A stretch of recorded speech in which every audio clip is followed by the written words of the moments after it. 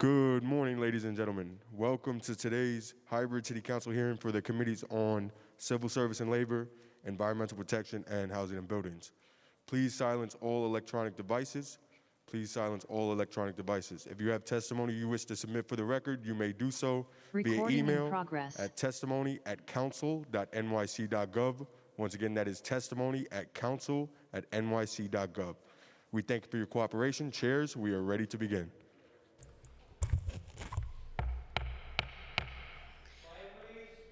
Good morning. I am Council Member Carmen De La Rosa, Chair of the New York City Council's Committee on Civil Service and Labor.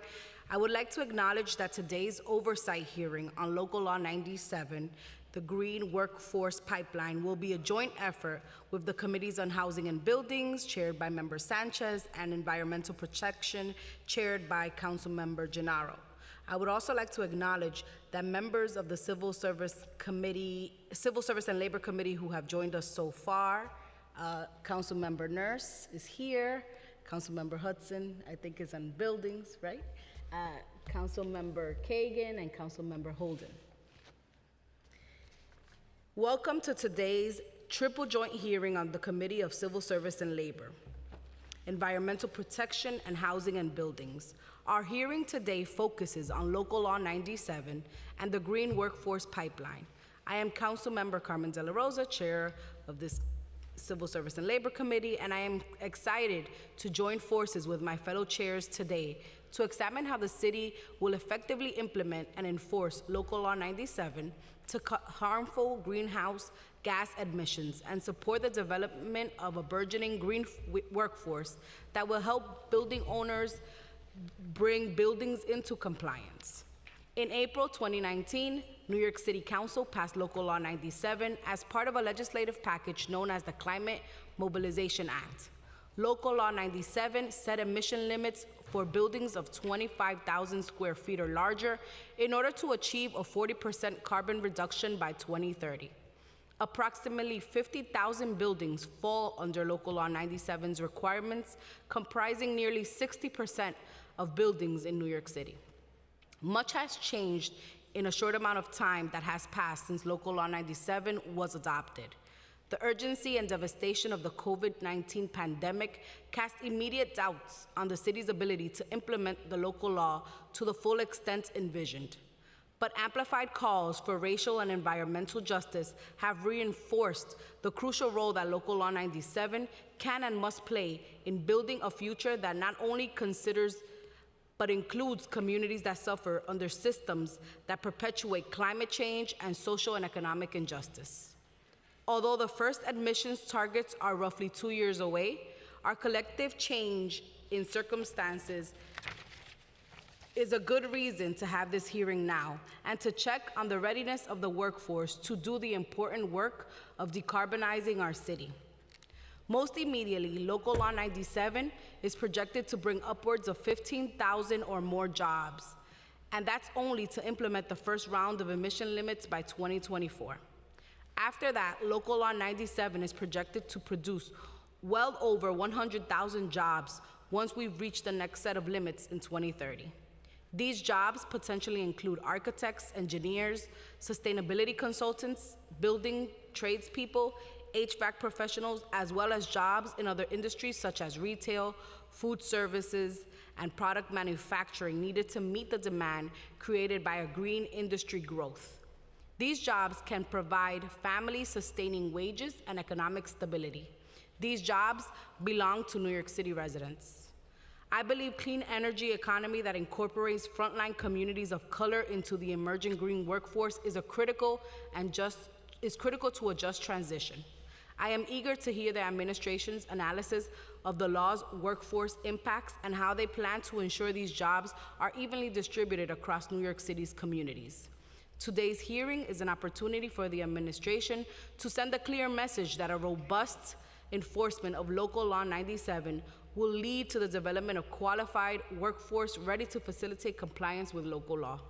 I would like to thank our committee staff for their hard work in putting together today's hearing, Committee Counsel Nicano, Policy Analyst Elizabeth Arts, and also I'd like to thank my staff, Chief of Staff James Burke, and Legislative Director Kiana Diaz.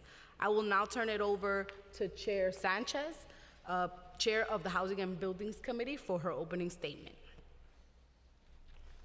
Thank you so much, Madam Chair, and good morning, everyone. I am Councilmember Perina Sanchez, Chair of the Committee on Housing and Buildings, and I am pleased to join my colleagues, Chair De La Rosa and forthcoming Chair Gennaro, on this important hearing. I want to thank you all for joining today, and to the administration, I want to thank you for joining twice in the past few months. This is how important this topic is to us. As the most robust climate mobilization law in the nation, Local Law 97 is a critical step in our city's ongoing efforts to combat climate change, and the agencies before us today play a critical role in its successful implementation. In April of this year, the Housing and Buildings Committee and the Environmental Protection Committee held a joint hearing focused on the enforcement of Local Law 97's emissions goals, which did not dive into the job generation and workforce preparation aspects also critical to the implementation of the law. Thus, as my co-chair has already pointed out, the focus of today's hearing is narrower. Local Law 97 presents a tremendous opportunity to develop a green workforce within New York City. This comes at a time when our city is recovering from the global pandemic. And as my colleague mentioned, all New Yorkers, especially New Yorkers belonging to communities of color, stand to benefit from the potential job creation. As was discussed at length throughout the city's preliminary and executive budget hearing, New York City's economic recovery from COVID-19 has actually lagged the nation's, with communities of color, like those in the Bronx, which I represent, and other boroughs, struggling the most, still facing double-digit unemployment numbers. Compliance with Local Law 97 will make New York City into the climate leader that we are striving to be, and can also aid in righting the crises of inequalities facing the city of New York. Furthermore, assisting building owners in meeting Local Law 97 targets will help aid the growth of a green economy. Providing a strict eye on the progress of building retrofits and construction will help provide opportunity for our city's green job market, and in turn prepare our city for a greener future. As such, our city's agencies and officials must be vigilant in making compliance with Local Law 97 as simple as it can be, with a goal of timely completion. In our April hearing on Local Law 97 enforcement, the administration emphasized your full commitment to achieving the emissions goals presented in the law. As Chair De La Rosa mentioned, meeting these emissions goals will bring thousands to hundreds of thousands of new jobs to New York City. And according to David Hsu of MIT, this is up to 15,000 jobs by 2024 and 126,000 jobs by 2030, if planned for accordingly, that is. In the end, the city must do all it can to advance the goals of climate preparedness, creating the jobs, and bolstering a struggling and unequal economy. These goals are not in conflict with one another. Bringing the city's buildings into compliance with our emissions targets can help us meet all of these goals. During the work to retrofit and construct buildings with greening infrastructure will be invaluable in the short-term and in the long-term futures of our city's residents and communities as we continue to combat climate change and recover from the pandemic. Today, I look forward to joining the Civil Service and Labor and Environmental Protection Committees in listening to testimony from the administration and advocates, and to learn more about what our city's agencies and officials are doing and can be doing to prepare our great city for a greener future. And with that, I'll turn it right back to Chair De La Rosa. Thank you, Chair Sanchez. We've been joined by Council Members Menon and Councilmember Carr. And before we proceed to testimony, Committee Counsel Nick Connell will go over some procedure items. Thank you, Chair. My name is Nick Connell. I'm counsel to the Committee on Civil Service and Labor for the New York City Council. At today's hearing, the administration's representatives will testify first. Their testimony will be followed by council member questions.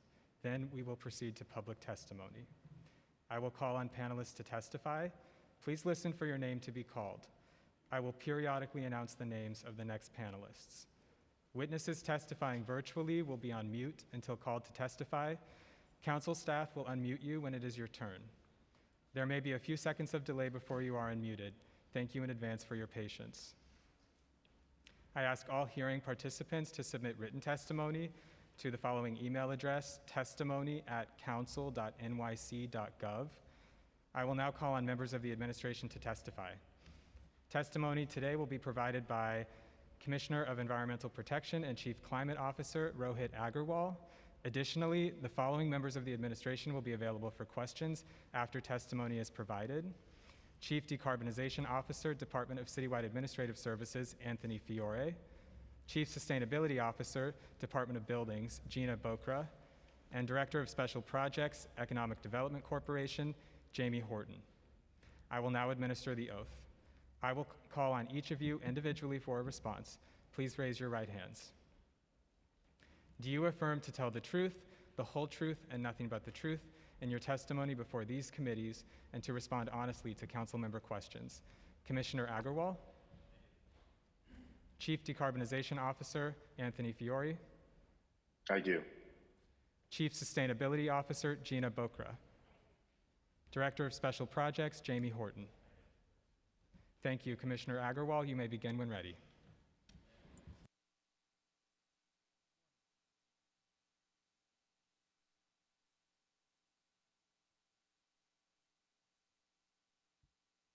Oh, simple fix, thank you.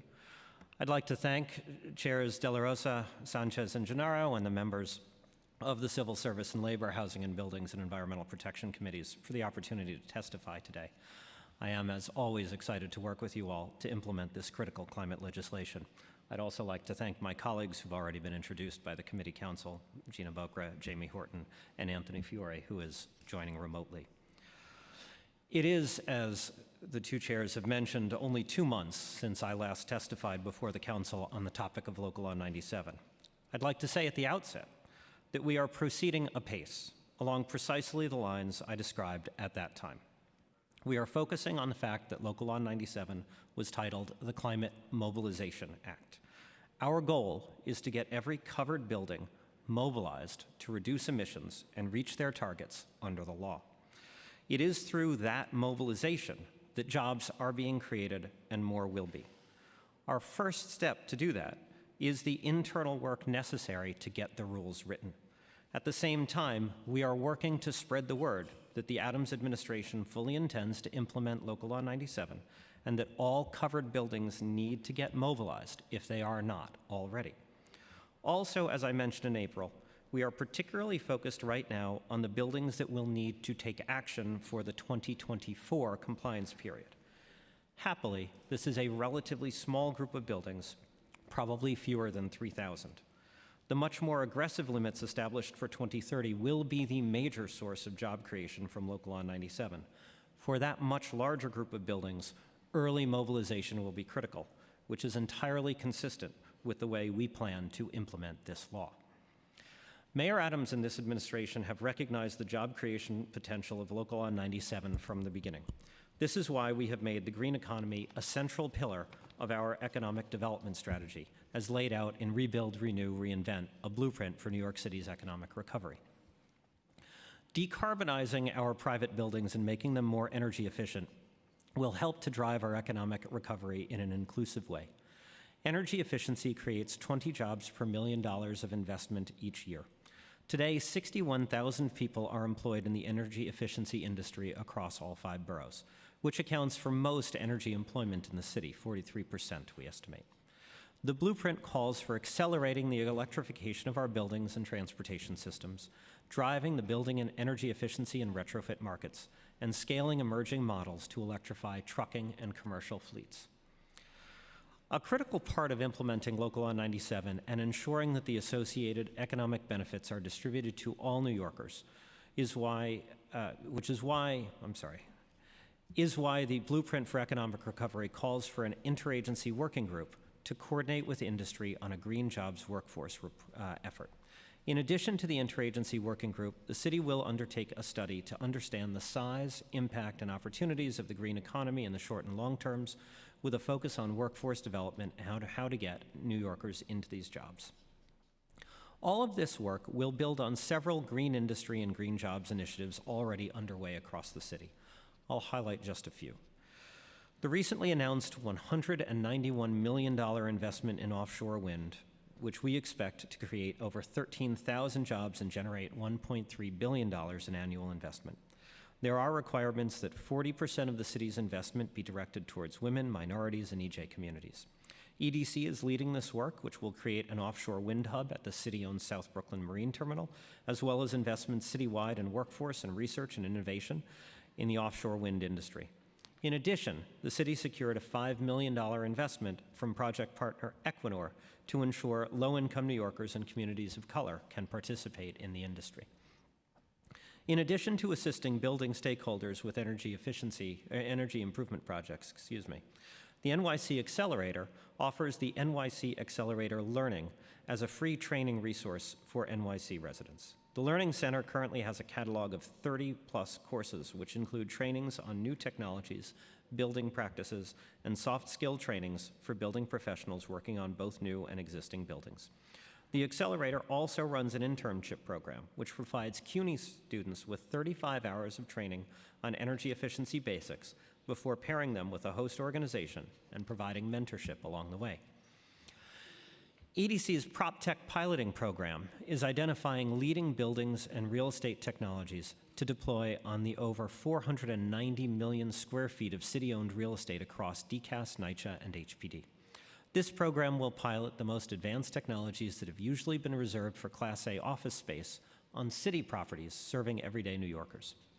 In addition to identifying opportunities to improve building efficiency and operations, these pilots are also designed to offer workforce training opportunities for low-income New Yorkers and NYCHA residents. The New York City Green Jobs Corps includes 4 city-funded pre-apprenticeship training programs that link graduates to interviews with the building and construction trade unions. Targeted recruitment for these programs in high-need neighborhoods served by the SBS Workforce One centers ensures that there is a steady stream of low-income workers entering the trades as apprentices.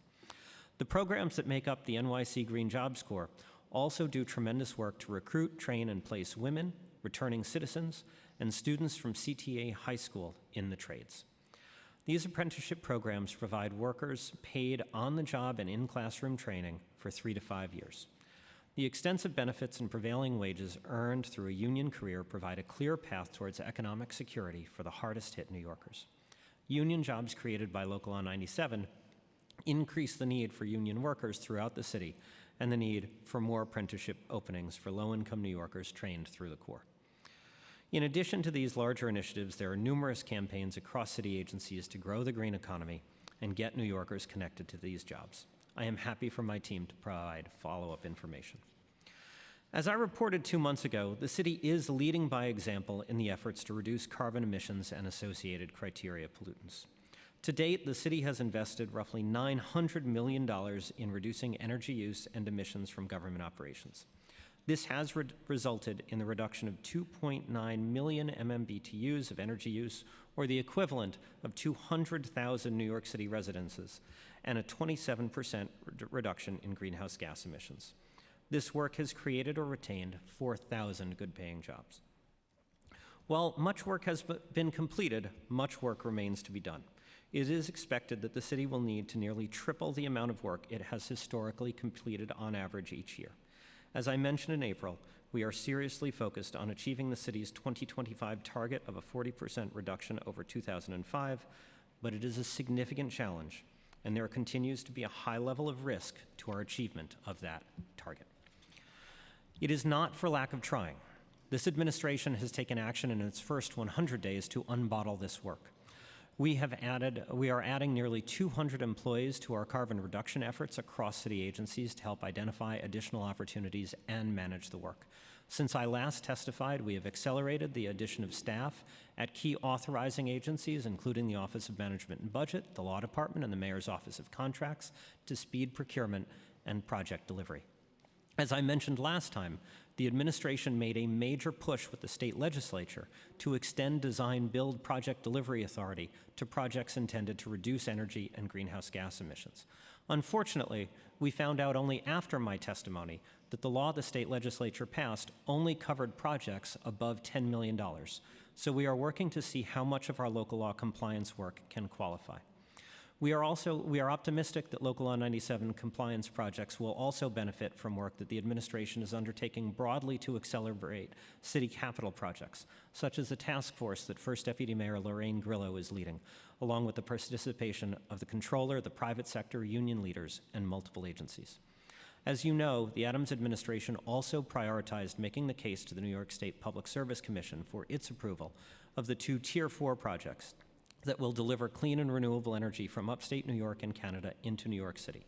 When it approved those projects, several commissioners noted that New York City's commitment to purchase that electricity was critical to making those projects work. The city has worked to ensure that its own greening efforts create good jobs. We have partnered with the City University of New York to create an Energy Management Institute to upskill city workers in the latest energy efficiency and clean energy technologies and best management practices in building operations and maintenance.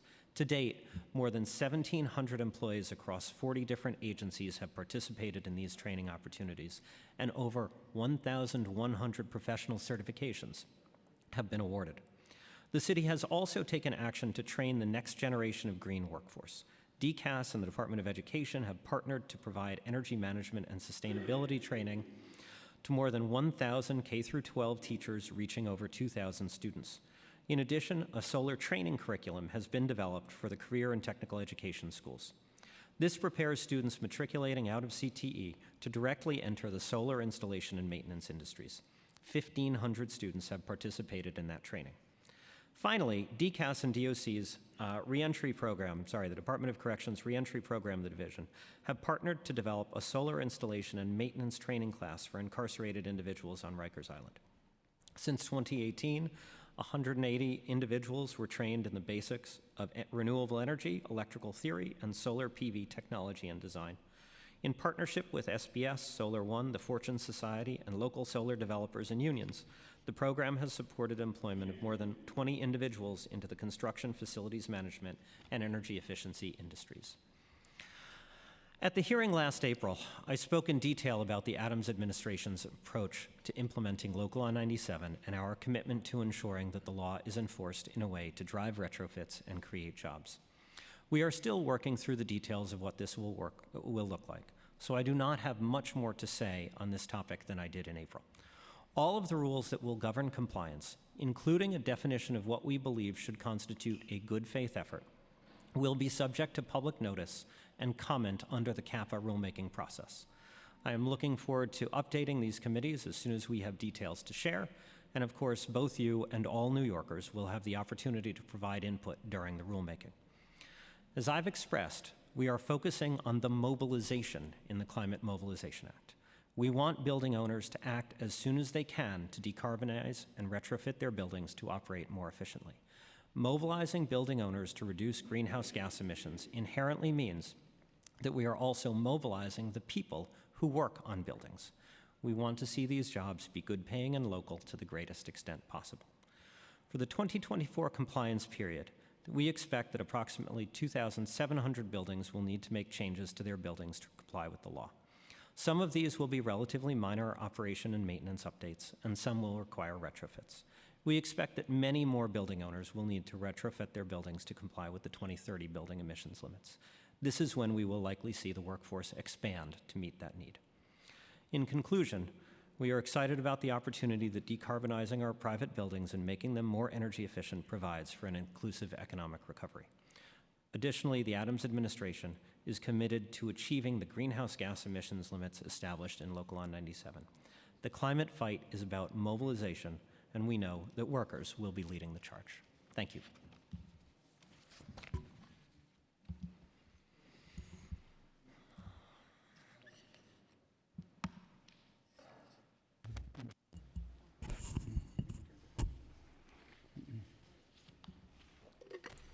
Thank you so much for your testimony.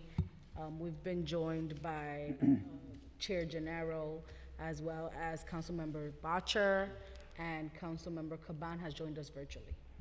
And I'd just like to say on the record that I waive my opportunity to make an opening statement. I'm sorry for being 5 minutes late. Thank you, Chair. We've also been joined by Councilmember Dinowitz. And I think that's it. Okay, great. So we'll start with some questions here. Thank you again for your testimony. According to the 2019 retrofit market analysis conducted by MIT, Local Law 97 has the potential to create 15,000 jobs by 2024, an additional 126 jobs by 2030 in New York City. Does the administration have an estimate or model of the jobs needed to bring the city's buildings into compliance? I'll turn this question over to Jamie, but before I do, I'd just like to reiterate what I said in my testimony, which is that we're very eager to ensure that not only Local Law 97, but also the entire climate agenda creates jobs, and that we cannot create jobs absent mobilization. And so that governs all of our thinking. But Jamie. Noted, thank you. Thank you, and thank you for the question. So the city hasn't done, to this point, an actual estimate or model, but that's, the commissioner had mentioned that we are commissioning a study soon to look at exactly that question. We have, EDC specifically has looked at the economic and job impacts of DCAS's work, which is significant, and so based on our research with the $4 billion retrofit program that is underway, so I believe the jobs numbers quoted were to this point, but looking at, in total, we're looking at 7,000 new jobs associated just with that work, and then an additional 4,000 indirect jobs. And so obviously the city's private buildings are a much larger stock than just city-owned. So we look at, look for that to be larger in the. So you're pointing to the 3,000 initial jobs, retrofits that you're projecting, okay. Currently, is the administration seeing an increase in economic activity and job creation as a result already? So we haven't seen, we haven't seen that specifically, but I think that's exactly what we're looking at, both with this study and with the interagency workforce, with the interagency working group that the commissioner referenced. We expect a lot of this work to be generated by the much larger amount of buildings that are going to need to come in compliance with the 2030 emissions limits, rather than this initial much smaller group of 2024. And Chair, if I could, I'll just reiterate this observation that when we're talking about the roughly 3,000 buildings that have to do work for the initial compliance period, 3,000 buildings among 1 million buildings in New York City, an uptick in those buildings is not actually going to create a change that's particularly visible, especially given that so much of that work is really being done by existing contractors, right? It's electricians, it's plumbers, it's the general contractors.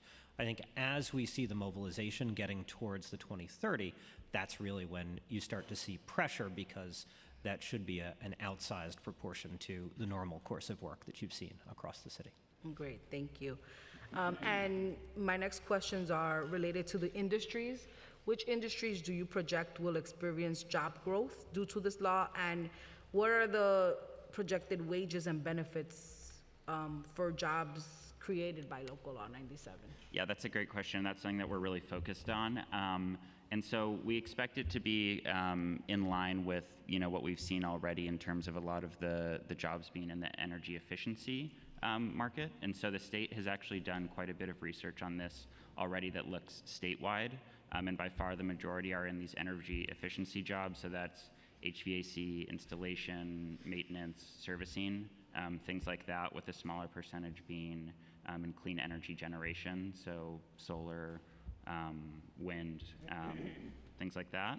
And so this is something that we're looking at digging into with this coming study, and we'd be very happy to provide updates as that gets going. And to your second question, a big part of that will also be what are the wages associated with these jobs, because it's not going to be the same across the industries. Mm-hmm. Does the administration plan to put forth information on what those potential jobs could be, and some wage scales for some of those jobs?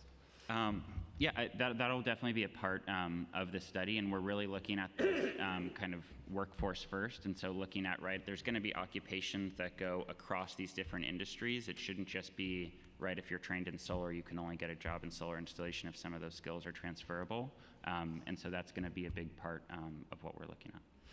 Great. And then my next two questions are around the creation of union jobs. Mm-hmm. Can you give us sort of a vision into what local law does for union jobs, and does it encourage the creation of union jobs? So I think echoing the commissioner's point. Well, actually, if I could, I'll just point out the law does not establish anything that directs jobs. The jobs related to compliance are not shaped by the law. I think the main way that Local Law 97 does create union jobs, which we strongly expect it to, is because it is skewed towards the largest buildings in the city. A disproportionate number of those are, of course, union buildings, right? And so that is where we will see the union jobs being created, is whether it's in commercial, which is even more heavily union, or the residential buildings, which comprise the majority of covered buildings. That's where you will see union jobs being created. Thank you for clarifying that. And now, my next question, I know that in the testimony, time and time again, you all spoke about CUNY, which I think is a wonderful piece of this, that CUNY is a strong partner in training. But what can the city do to ensure that the jobs created will be evenly distributed to low-income communities of color? As you know, environmental justice communities like the ones some of us here represent are vastly communities of color that also have high unemployment rates. And so these things are interconnected, and we want to know how can we ensure that the jobs will reach those people who most need them? Thank you. Yeah, and that's an excellent point, and that's exactly what our kind of policy focus is as we actually shape these programs. And so the economic recovery blueprint, this interagency workforce that I keep referring to, it does call for specifically not just working with CUNY, but also going further and working with K through 12 institutions, because we know that that's kind of the start of actually getting people work ready. And we're going to look to some of the the precedent green workforce programs that we already have in place. And so a couple examples, I know that Rit highlighted the offshore wind program that EDC runs, I think is a really great example where we're sure that 40% of the investment there goes towards environmental justice communities and MWBE firms.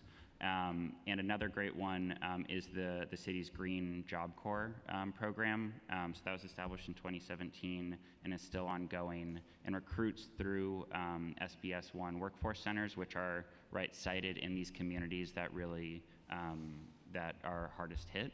And so those are great examples. And then one of the things that we're exploring right now, so this is an EDC specific program, and I think speaks to the importance of not just getting folks into jobs, but also having them build businesses, is the importance of MWBE contractors participating in this work. And so one of the things that we're looking at is EDC has our Construct NYC program, which essentially does capacity building for MWBE firms so that they can better access our capital contracts. We're looking at expanding that, because our capital portfolio is only so big. We're looking at expanding that to DCAS as well, and so we're exploring to see if that's a possibility, so that MWBE firms are really ready to get these contracts, because it's enough to say that we want to hit the goal, but if the firms aren't prepared to actually get them, then that's a different challenge. Yeah. I'm also curious to know about branding and marketing around the jobs, right? I know that you all know, but language access is something that is super important.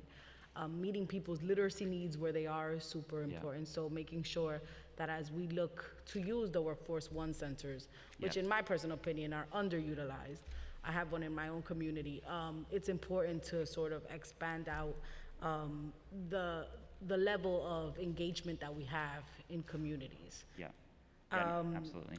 And then my last question before I turn it back over to Chair Gennaro is, would the city consider creating a job tracking dashboard associated with jobs produced by Local Law 97? It would be important for us to have that transparency as we go back and forth as we hit the milestones in the law. Yeah, I think it's really important to see how the industry grows and where those jobs are going. I think there is a difficulty with ascribing any particular job to Local Law 97. It's really part of the bigger industry that's going to be growing. But I think we're happy to provide regular updates on kind of the progress across the different occupations and industries as we go forward. And if I could, Chair De La Rosa, I think it's really important for us not to lose sight of the fact that Local Law 97 is one component. Yes. Right, and while this law has been described as New York City's Green New Deal, it's actually incomplete, right, in that sense.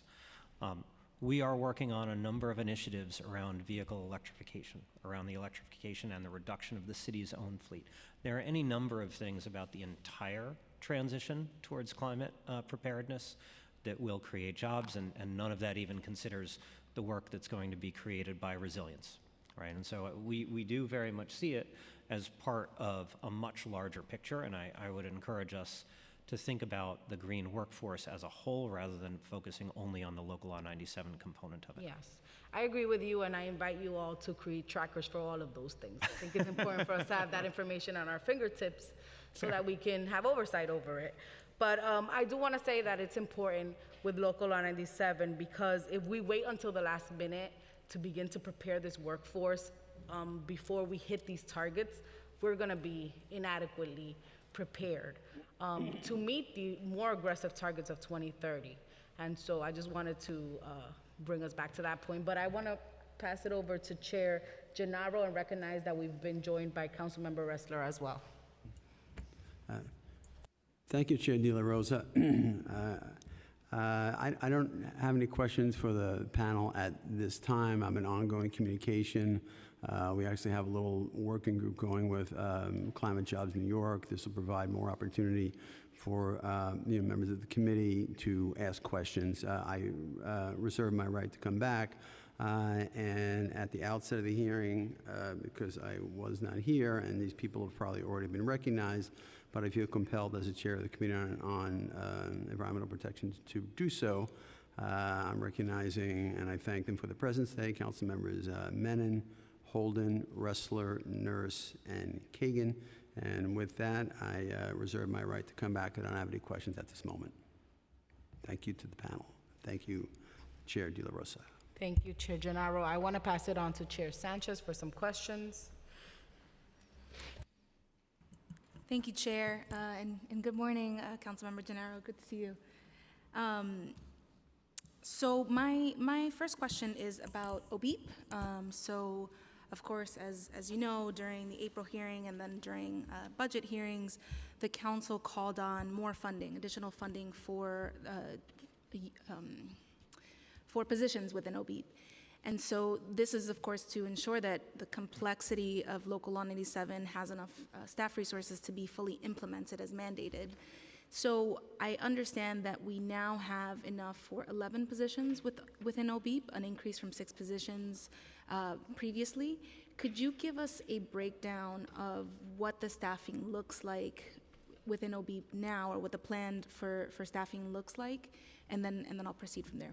Okay. Thank you, Chair Sanchez. I'll ask Gina to give you the details, but actually before I do, I'd like to make the observation that there's been a tremendous amount of focus on OBEEP and Gina's particular staff. But as I noted earlier, getting the work of implementing this law done goes much beyond that, right? There's a number of people beyond OBEEP at the Department of Buildings that are deeply involved. The Law Department, OMB, MOCEJ. I spend a good deal of my own time on this. So while it is critical to make sure that we fully staff the particular office, the implementation of this law is not bounded just by that particular office. But Gina, please. Thank you, Council Member. So we are fairly confident that OBEEP has the resources that it needs now with the addition of these new staff members. Our original staff consisted of technical resources, architects, engineers, project management, an attorney, analytics expert to help us better understand the universe of buildings that we're working with. We will be focusing now on transitioning from our efforts with the advisory board and the working groups to heavily, concentrated on efforts to promulgate the rules that will support Local Law 97 and help inform building owners about the choices they need to be making in the future. Additional rules will be promulgated later this year, and that will continue into next year to bring more clarity to this process. And as we continue to monitor our needs at Department of Buildings.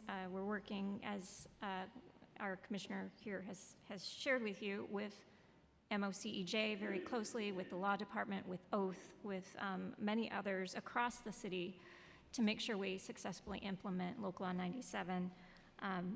We will definitely update you should our needs change, but I want to assure you that from the time that Local Law 97 passed, our conversation with OMB has been about ramping up our staff over time incrementally as those needs grow. Thank you so much. But my question is not about needing more money, since that is a conversation for a later time. But thank you for explaining some of the roles within OBEEP. So whether it's OBEEP or OMB Law Department, MOCEJ, Oath, all of the entities that you mentioned, where can the council look to positions that are focused on workforce development and job training? So we're really focused at Department of Buildings on education and outreach to building owners in the industry, but we expect that this effort will have a positive effect in workforce development. So every position in the office has the potential to impact workforce development, since full, robust implementation of Local Law 97 is going to mean new clean energy jobs for New Yorkers. And And if, that- oh, go ahead. That being said, we definitely value the input of council members. We look forward to working with you to better understand the needs of your own districts. And we're very happy to discuss with you what we can do together to bring more clean jobs to your constituents. Thank you. But I was just going to add that as we had said, and as Jamie had pointed out, the job or the positions within city government that are focused on workforce development for this really wouldn't be appropriate at DOB. That's not the right place for it. It is through the organizations that are focused on workforce development and economic development. And as I described, we have a number of those in the right places, we believe. Great. And so thinking, just listening to your testimony, and you really expounded upon the many different investments that the city is making, both in beyond Local Law 97 and including Local Law 97, greening the city's infrastructure, and programs to build up the workforce that we have today. So New York City Accelerator, EDC's PropTech piloting program, Green Jobs Corps. Is there sort of a central monitoring of what these different programs are creating, or how they are helping us to expand the green workforce in New York City? I think that's very much what the interagency task force that EDC is setting up will be doing. Exactly. I think you hit on a really great point, which is it's very fragmented right now, and part of bringing these groups together is, inventorying and actually seeing what the impact can be and how we can really complement one another, rather than just, have a very diffuse effect. Great. Thank you so much. And just one more question for this round. You spoke with, you answered Chair De La Rosa's questions about the city's efforts to green our own infrastructure. So we understand that it's not all DCAS buildings, not all NYCHA buildings, it's a portfolio of buildings within. Can you break down for us so that we can gain an understanding of how much job creation, or perhaps rededication, since we're using existing resources in many cases, how many of the city's buildings are going to be needing to go into compliance by 2024 versus 2030?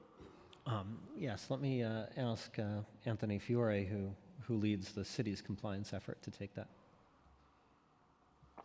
Good morning, and thank you for the question. Can you hear me okay? Yes. Yes. Okay, great. So Local Law 97 applies to the government portfolio as its operations in totality.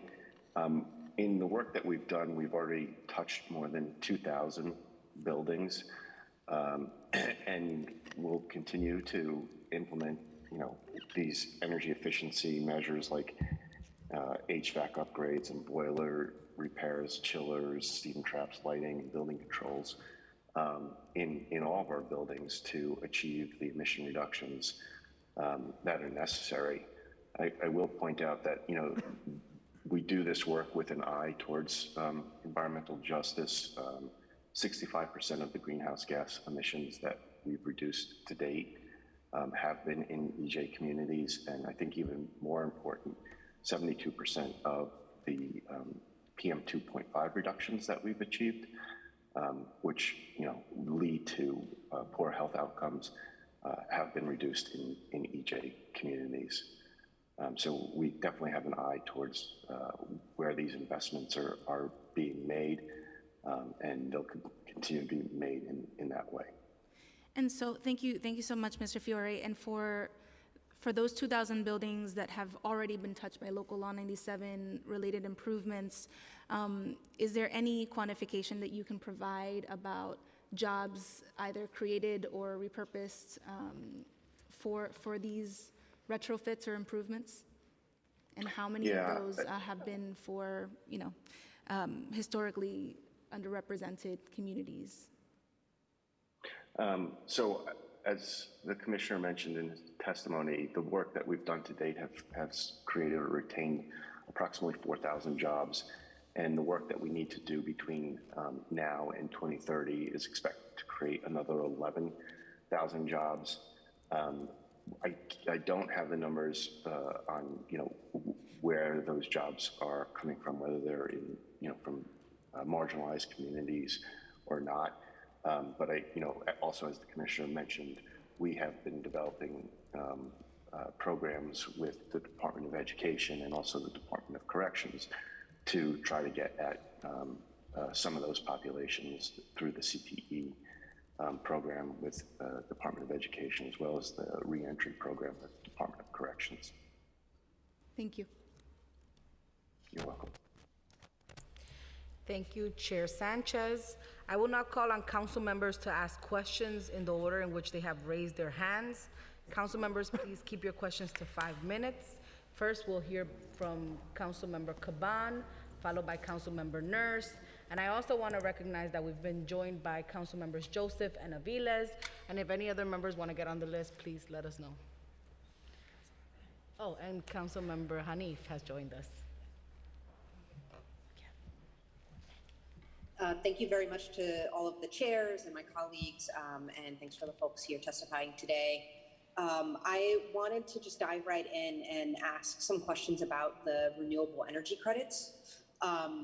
Specifically, building owners can buy RECs from renewable energy projects that are interconnected into the city's grid instead of upgrading their buildings.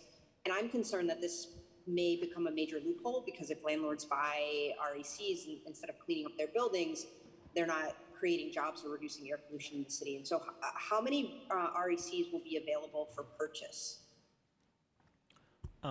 Thank you, Council Member. Let me start by pointing out that there is going to be rulemaking going on. There is, as is prescribed by the law, an advisory board process going on. And so at the appropriate time, there will be rules promulgated. There will be the opportunity for the public to comment on them.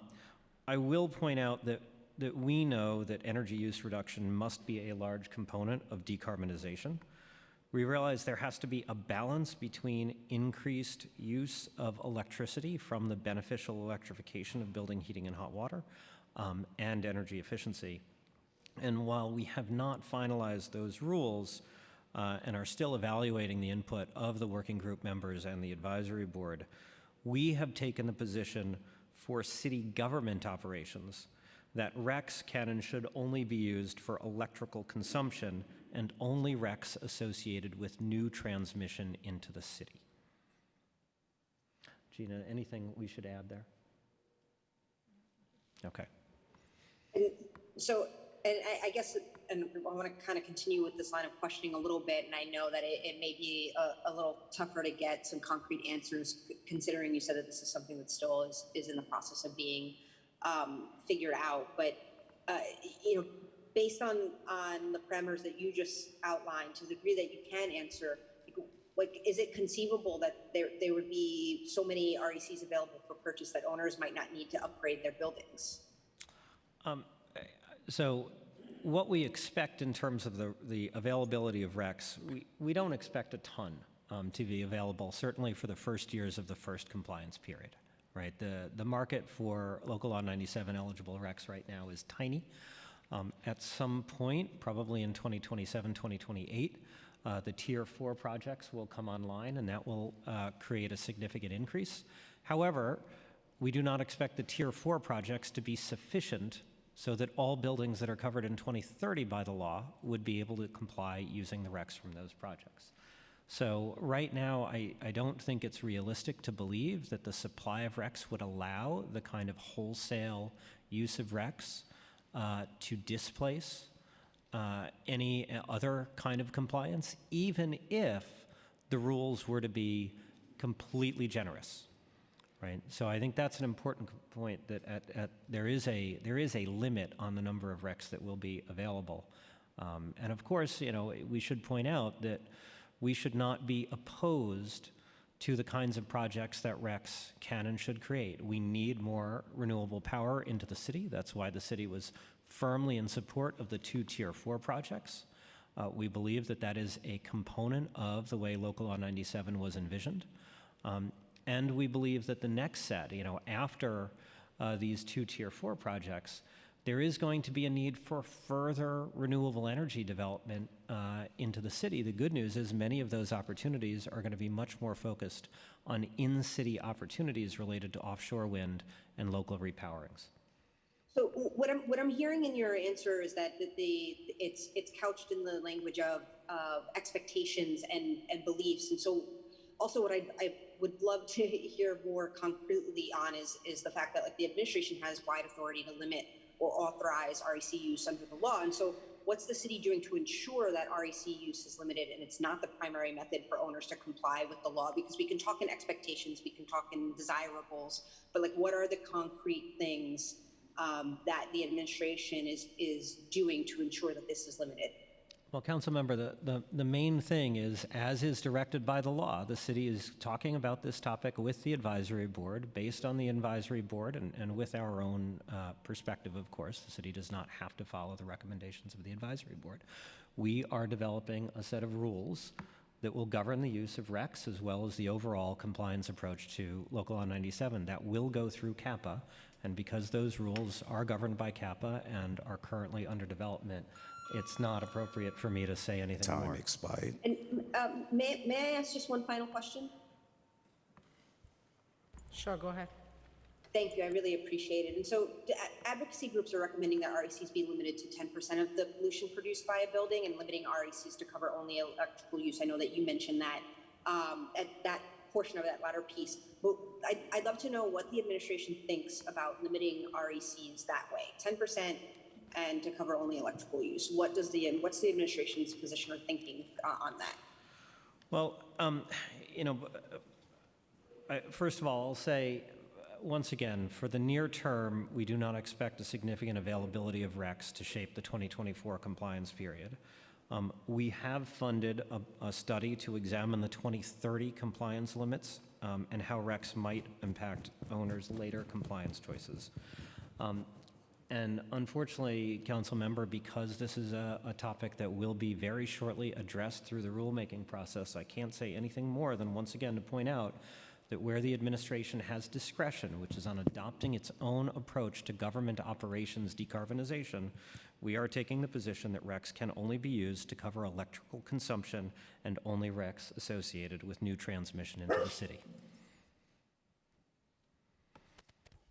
Thank you, and Chair, thank you for the additional time.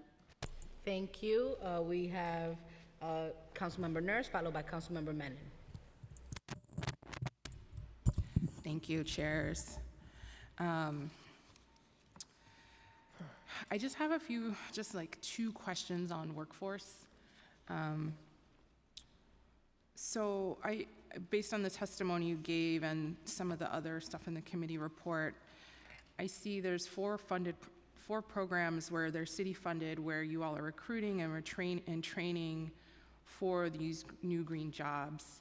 And I'm just curious what additional partners you have identified beyond those initial programs in terms of other organizations that do green training or energy efficiency training that maybe aren't in that specific grouping? Yeah, so the list that the commissioner read from is just a selection. Okay. And so it's a much wider net. There's advocacy groups, there's groups like Solar One that do actual training. And so as part of this interagency group and as part of the study that we're talking about, we will cast a much wider net. And actually just last Friday, the Deputy Mayor for Strategic Initiatives held kind of a working group on this exact topic, and some of my EDC colleagues joined.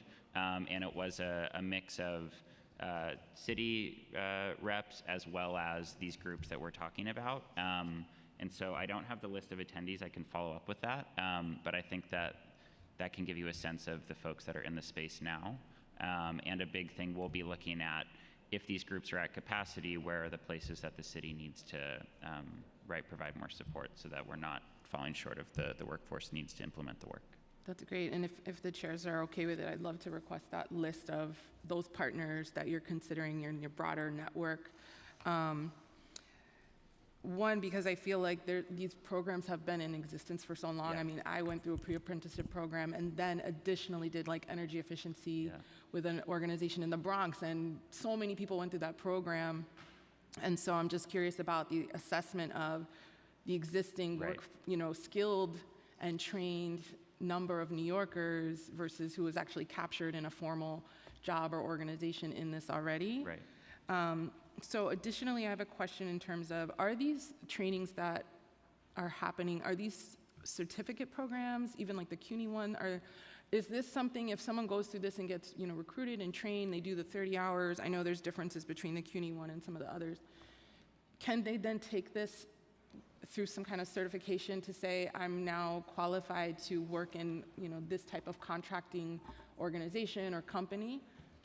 That is a great question. I do not have the answer, but I'm happy to follow up with some of my colleagues at EDC as well as at Office of Workforce Development to get you the answers to that, because that's a very It would just be great so that, as people, all of these programs are so diverse, is there some kind of common certification that says, like, I'm trained for this particular type of work, especially as it relates to Local Law 97, or something that indicates to a contractor, like, oh, I don't need to spend too much time, this person's ready to go. Okay, so, and then I'm just curious if you have set up, because so much happens when people say, oh, all these jobs are gonna happen, all these jobs are gonna happen, all this money goes.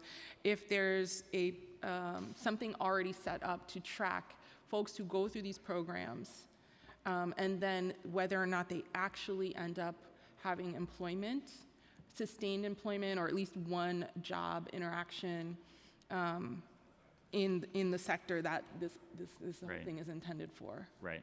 To my knowledge, they only that would be within each existing program, but there is no existing overarching to look at. Right. If you were to look at green jobs category, we don't have that presently. And I think that the kind of first step of this effort is just assessing what is present in the city to date, and what are the gaps, and that would be a part of that. But we don't have it to date. Yeah, I don't have any power over it, but I would highly recommend a tracking system be built, because I feel like in all of these initiatives, especially around green jobs, no one is ever able to say how many jobs specifically were created and people specifically move or stay in it. And it would be really wonderful for all the money going in and such an important piece of like New York City saying we've accomplished this and we've invested in the green economy, to say we've been able to actually quantitatively show results. Before we start moving aggressively in that direction, like just having the platform, whatever it is, the database, because I know so much is assessed retroactively in these initiatives. But thank you so much. Yeah, that's a great recommendation. Thank you.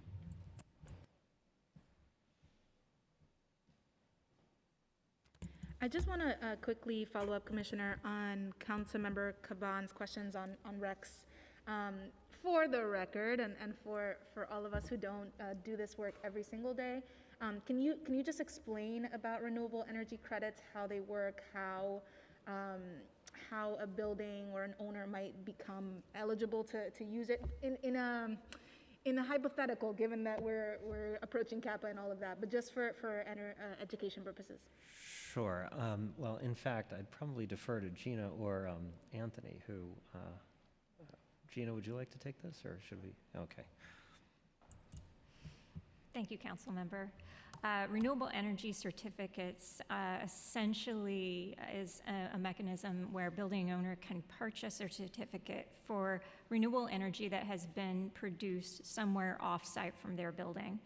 And then they are able to take credit for that to offset the emissions that they produce at their building. The law actually sets up a framework, requires that these renewable energy certificates that can be used for Local Law 97 must be generated or directly sent into the power grid for New York City. So it's requiring that offsets that come from these RECs are happening locally. So the co-benefits that come from generation of this renewable energy stay within New York City, and so we reduce pollution here in New York City rather than a REC being generated from a long distance far away. So we do have the ability to transfer this power directly into New York City, meaning that we can reduce the use of those dirtier generation sources that are here locally. As the commissioner explained, this market right now is in its infancy. It doesn't have a lot of availability of RECs that owners would be able to purchase. But over time, we do expect it to grow. And it's very important that we take that time to look at the 2030 to 2034 limits in conjunction with how that RECs market might look a few years from now when it's much more mature. We have more RECs available so that we better understand how much of it owners will have access to. And then that may generate additional limitations on it. Thank you so much for that explanation. And another, if I may, Co-Chair, another related question that I'd had is, you know, in preparation for this hearing, we're being educated that New York State also has, of course, a very robust green energy goals. And if New York State were to, for example, succeed in greening the electric grid for the city of New York, a lot of Local Law 97 goals could actually be met that way. Could you help us to understand that? How does New York City and the interagency task force and everyone involved, how are we thinking about Local Law 97 targets vis-a-vis what the state is doing? And is there any chance that we need to be more aggressive than Local Law 97 currently has us being? Please. So that's exactly the purpose of the study. Over time, we know that this balance will change, and when Local Law 97 was drafted, we weren't able to benefit from the knowledge that was, light was shed upon this when the CLCPA was passed 2 months after Local Law 97. So we anticipated that the market in New York City would have to do a lot more to influence renewable energy growth in the city and around the city. Instead, the state has set these goals that are very much in alignment with the city. And so over time, that electricity will clean up. We still need to remind owners that we will never have unlimited amounts of clean, renewable energy. It comes at a cost. It comes at an environmental cost. So we need to plan for that transition to happen on the grid and to happen in our buildings. Our buildings still need to use less energy than they use today, which we know we can achieve. At the same time, we also do need to decarbonize the other energy uses in our buildings that are provided by fossil fuel. So this will relieve some pressure on owners over time for the amount of electricity that they're consuming, but we also need owners desperately to focus on the other sources of energy that they use in their buildings and to transition towards all of that clean energy. And if I could, Chair, I'd just like to reiterate this point that number one, when New York State's grid gets clean, we should celebrate that. Sometimes when we talk about this REC issue, we act as if it's somehow a bad thing that the state is going to meet or exceed its goals, and we have to remember, like, that's part of it. The purpose of the bill is decarbonization first, and that's a good thing. But as Gina points out, it's also important to remember that a large chunk of the emissions that have to be addressed under Local Law 97 are about the on-site consumption of particularly natural gas. And as buildings replace natural gas consumption with electrical consumption, that total electricity demand goes up. So simply greening the current grid would not actually meet the goal here, right? So either we're going to have to green the grid and then dramatically expand renewable electricity production across New York State, which is not currently in the state's plan, or we have to do the combination of electrification and energy efficiency so those two match. Thank you so much. Let me just ask a piggyback question on the RECs.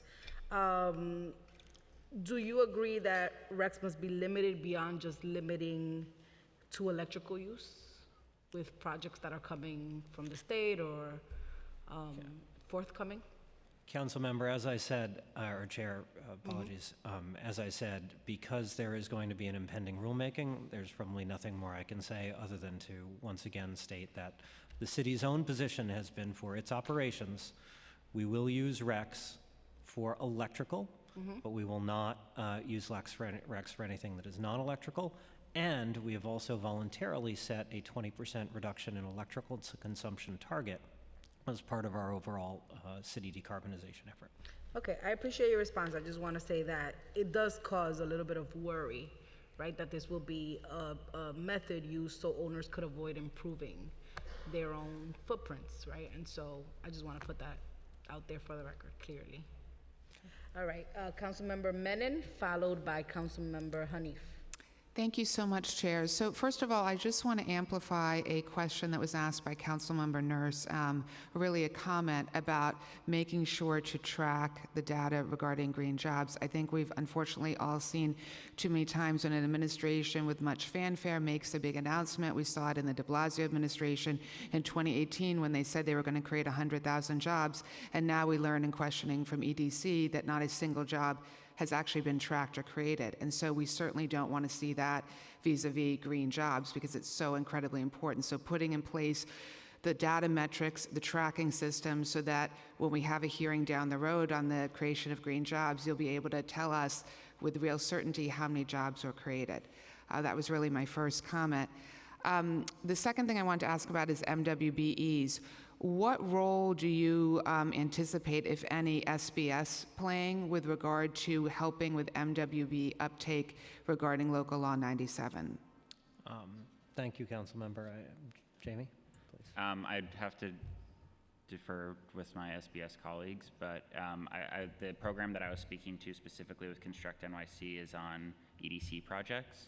But I think, right, there's ongoing efforts in terms of mutual recognition of MWBEs at the city and the state level, which has always been a point of difficulty, but I don't really have a lot to say in regards to with SBS's role. Okay, I mean, I just think it would be terrific if there could be coordination with SBS because, you know, we've over 11,000 MWBEs in the city. To the extent that they're ones that could be appropriate for this kind of work, making sure that you all are coordinating with SBS. Absolutely. Or really looking, for example, whether it's electrical firms, plumbing firms that might be able to be brought in to do retrofit work, making sure that that's happening. Absolutely. Okay, thank you. Councilmember Hanif. Thank you, chairs, and good afternoon, Commissioner Agarwala and all others representing the administration. I want to first just emphasize my support for Local Law 97 and its comprehensive implementation and enforcement is, of course, absolutely crucial in our efforts for a successful, not watered down Green New Deal for our city.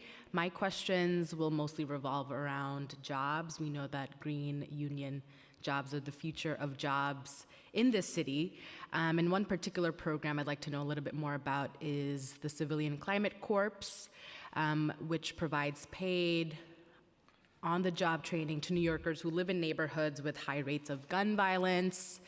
helping to create a pipeline to these jobs for communities that are often locked out of economic development efforts. Do you know how much money was allocated in this program for fiscal year 22 and 23? And some future planning, how much is going to be allocated for fiscal years 24 and 25? I do not have that information, but I'm happy to circle back.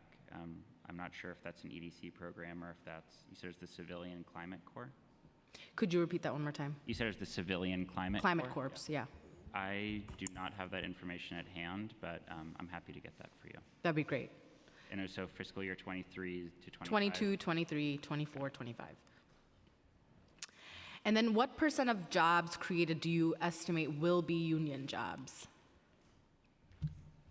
We do not have an estimate on that, but I think that we, are completely supportive of the fact that, right, those are the best jobs that can be created out of this. As the commissioner said, since a lot of the buildings that we expect to, that will have to come into compliance are larger buildings, which are predominantly union buildings, we would expect that to generate demand for more union jobs. And so that's going to be a big focus of ours. That's encouraging. Is there a mechanism to guarantee that all jobs are union jobs? Council member, I don't think there is. The law does not encompass that. I'm not sure how you would do that. But again, as Jamie points out, because the law covers large buildings and a disproportionate share of large buildings are in fact union buildings, we can be confident that a large share of the work will wind up being done by union labor. But the law does not countenance something that directs or requires it to be done by union labor. And then are there efforts to make sure that the jobs are filled by our diverse New Yorkers? Is there an estimate of how many women might be hired to how many folks of color? Council member, once again, we've spent a lot of time already talking about the many programs. We've heard the feedback from your colleagues now that there needs to be an overarching perspective that tracks how it's done. That is exactly what EDC is working on. That was announced by Deputy Mayor Torres Springer, and the reason that the green economy is so core to this administration's efforts on the economic recovery. But we don't have answers to those questions just yet. I'll reiterate what I said at the beginning of my testimony, which is that when it comes to Local Law 97, our focus, and I believe appropriately, has been on getting the rules written and getting the word out to building owners that they have to get cracking. I think we've seen encouraging data. In fact, we've seen a significant uptick in the number of inbounds to the New York City Accelerator just since I last appeared before the City Council. We are working very hard to get these jobs created. Wonderful. So I'll move on to building owners. I'm interested in making sure that this law stays on track under Mayor Adams. There's an expert consensus that the pollution limits Local Law 97 sets, that it sets by building type from 2024 to 2029 can be achieved by any building owner making a good faith effort. That is, there aren't any buildings that can't reasonably be expected to meet the 2024-2029 requirements.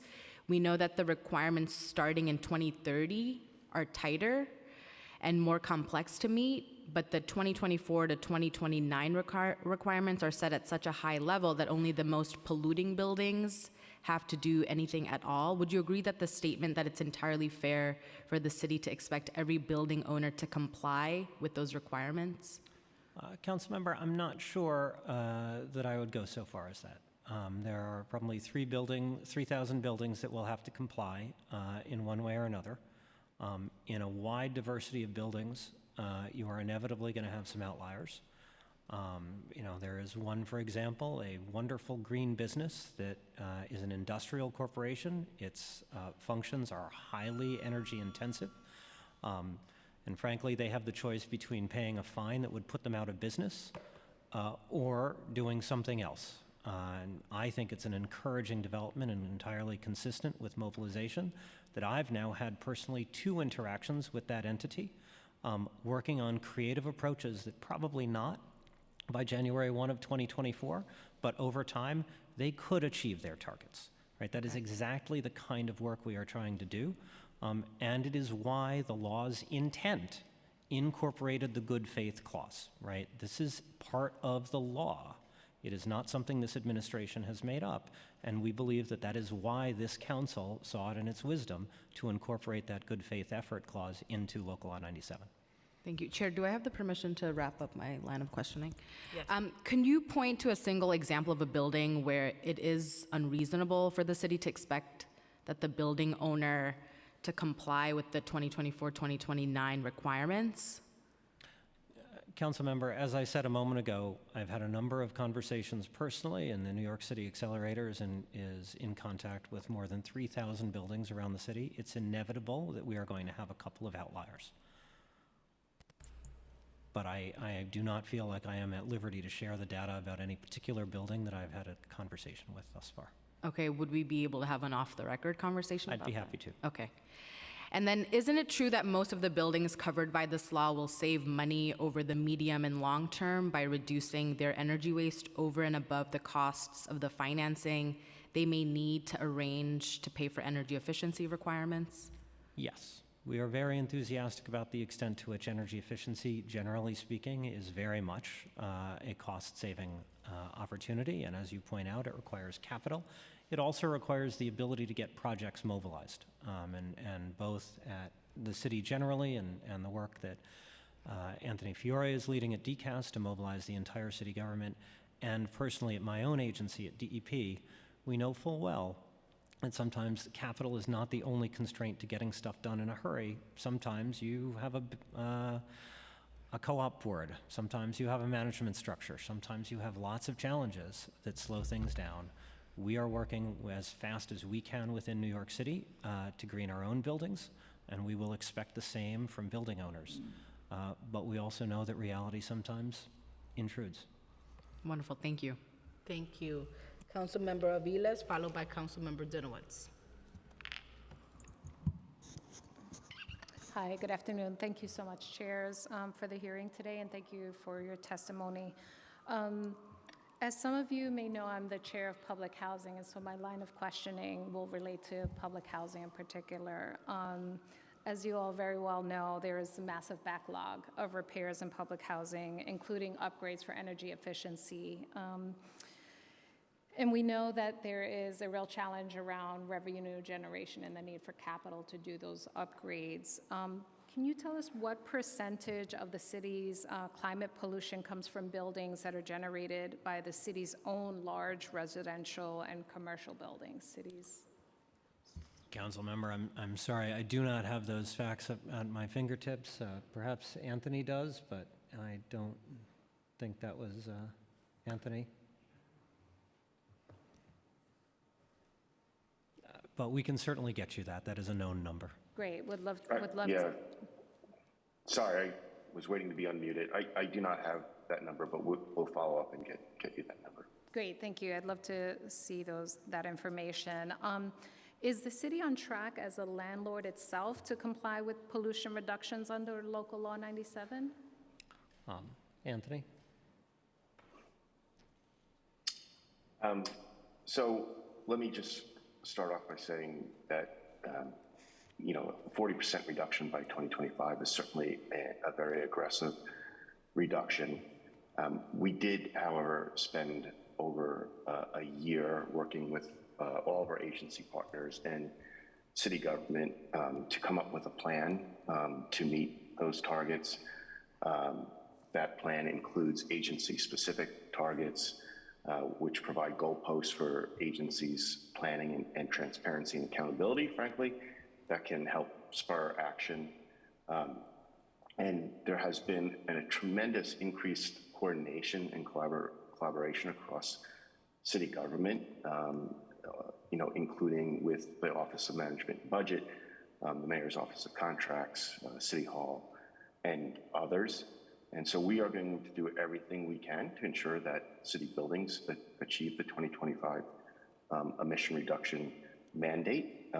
We look at the number of projects that we have in queue, and we have already identified just about all of the number of projects that would be required to meet that emission reduction. I will also, though, say that there are risks in achieving that emission reduction. Some of that is dependent upon how the grid becomes cleaner. Some of it is dependent on the project delivery at scale that's without precedent to date. And so this administration has been taking action to increase and streamline project delivery, as the commissioner mentioned in his testimony. And then there are other external factors that will influence the rate and pace of the work that we're able to accomplish. As we've all heard in the news so much lately, the global supply chain disruptions that we've experienced limiting our pace to date. So I think the good news is we have a plan. We know what we need to get. We have a pipeline of projects that can get us there, but we really do need everything to go right in order to meet the mandates by 2025. Great, thank you. We'd love to see what the particular targets are, at least for the upcoming 2 years. And in particular, I'm interested in seeing how NYCHA is faring in terms of compliance with the law and how they fare into that plan. Happy to follow up with you. Yeah, and also I'd just love to hear more about, and perhaps we can take this also offline, is what NYCHA needs to do to comply with Local Law 97. I will say, Councilmember, NYCHA has a very aggressive, innovative set of agenda items that it is pursuing, including some really fantastic partnerships with NYSERDA, where NYCHA's own building stock is being used to stimulate the kind of innovation and new products that are going to be relevant not only for NYCHA buildings, but actually for buildings across the city. So there's a very exciting agenda that they have. And the success in Albany in establishing the trust, we are optimistic is going to allow them to do a lot of that. But we can certainly get you a fuller report from NYCHA. And the trust is several years away. We are needing to do this implementation now. So I would love to know very clearly what are the targets that we're working towards and whether or not the agency is in fact meeting those targets in the interim. So we'd look forward to seeing the plan, getting the information around the city-owned buildings that comprise the program portfolio. Thank you so much. Thank you. Councilmember Dinowitz.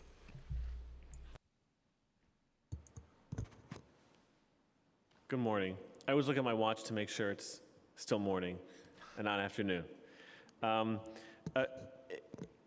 This law is obviously extremely important for our city, for our children, and very obviously needs to be implemented right away.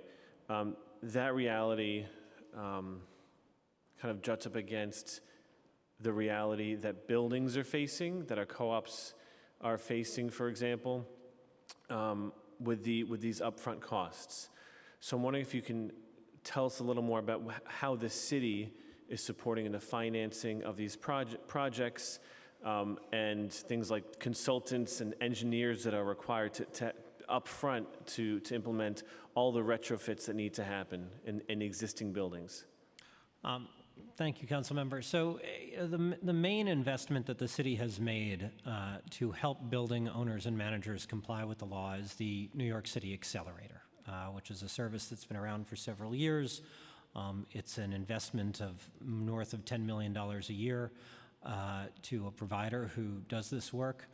And it is a fantastic service. Basically, a building owner offers a very limited amount of data that any building super would know. And the NYC Accelerator can give advice on not only what kinds of strategies might be appropriate, but also what programs are available to help that building do the work or finance the work. As we know, there's a wide variety. Can I just pause? Sure. You mean city, state, and federal programs are available? Yes. So basically, the whole concept is that because we know that the landscape of energy support programs is bewildering, right? There's a lot out there. There's support that's available directly from NYCERDA. There's support that's available from Con Edison or from National Grid if you're in their territory and use natural gas. There are certain programs that are available through HPD if you qualify for them. There are some programs that are federal in nature. Right. So, all of these programs exist, city, state, federal. Yes. Why are buildings then having to hire consultants and things like that if these already exist within our city and are provided by this accelerator program? Well, so I should be clear. The NYC Accelerator is not going to do the work. Right. It is incumbent on a building owner or manager to do the work on their own building, right? These programs exist to make it easier. These programs exist to expand the pool of potential financing that's available. I didn't mention there's the PACE program that will exist. Currently, we are revising the rules on it.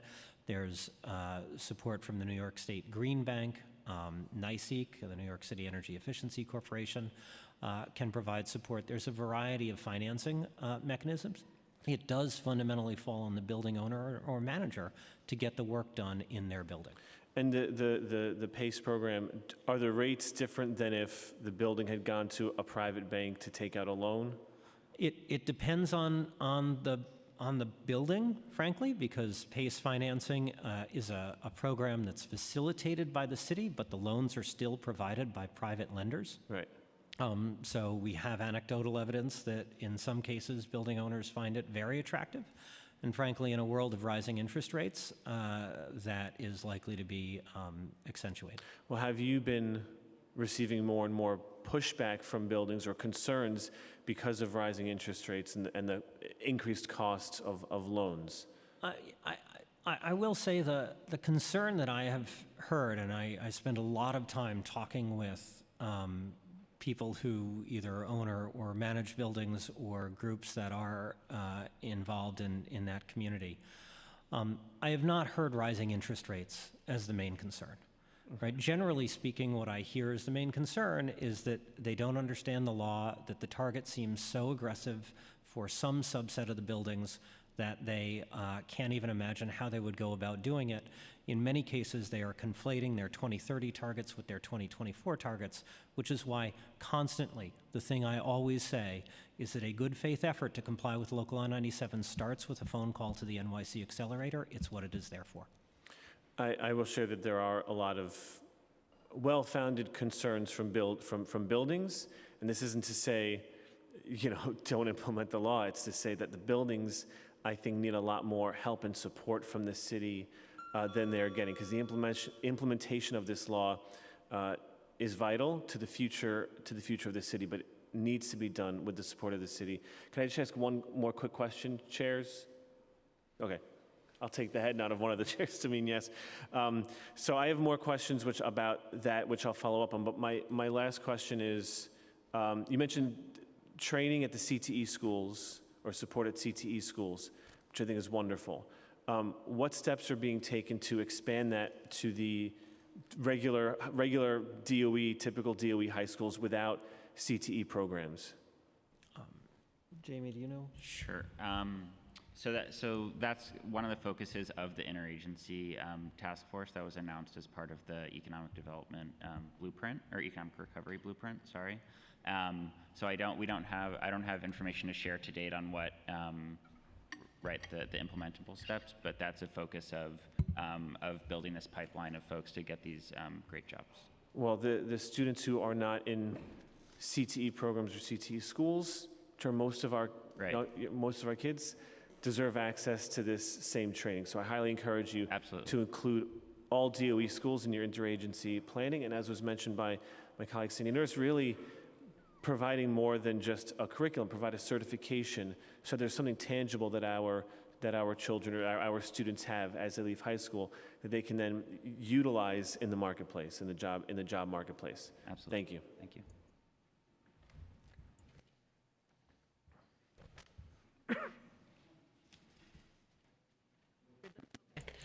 Chair Gennaro? Yes, I just wanted to chime in on Councilmember Dinowitz's observation that there are lot of challenges, particularly among, co-ops and other entities. I could go on and on.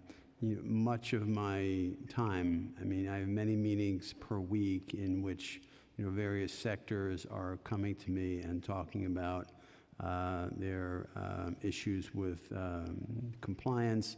I work very closely with the commissioner and his team, and I will just say that that the commissioner has been very generous with his time and his team's time in working with various entities that have very significant challenges with Local Law 97 compliance. So I've got like a compendium of it's getting bigger and bigger by the day, but we're working through it, and the commissioner and his team have been, as I said, generous in trying to facilitate better understanding on how compliance can be achieved.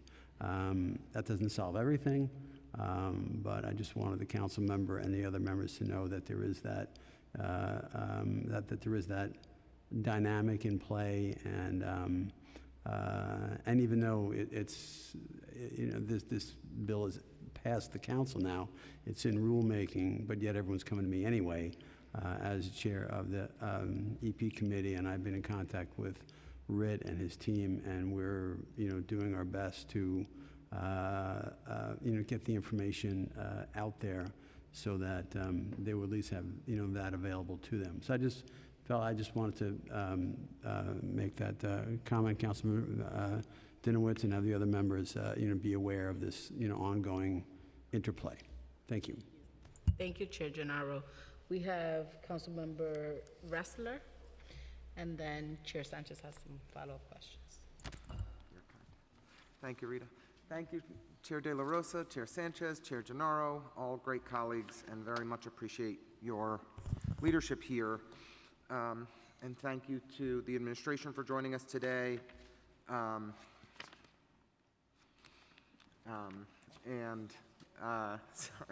I love you. You're very kind. Thank you very much. No. We were looking at questions on hospitals, which I didn't think Rit was prepared for today. Not so much. But we appreciate you. Thank you, Rita and Amanda. So there were a few things that I just wanted to say, and a couple questions I was hoping to ask. And Commissioner, I have been consistent both in our private conversations and at every one of these hearings to say, I think that you are up for this job. We're fortunate to have you leading this effort for the city.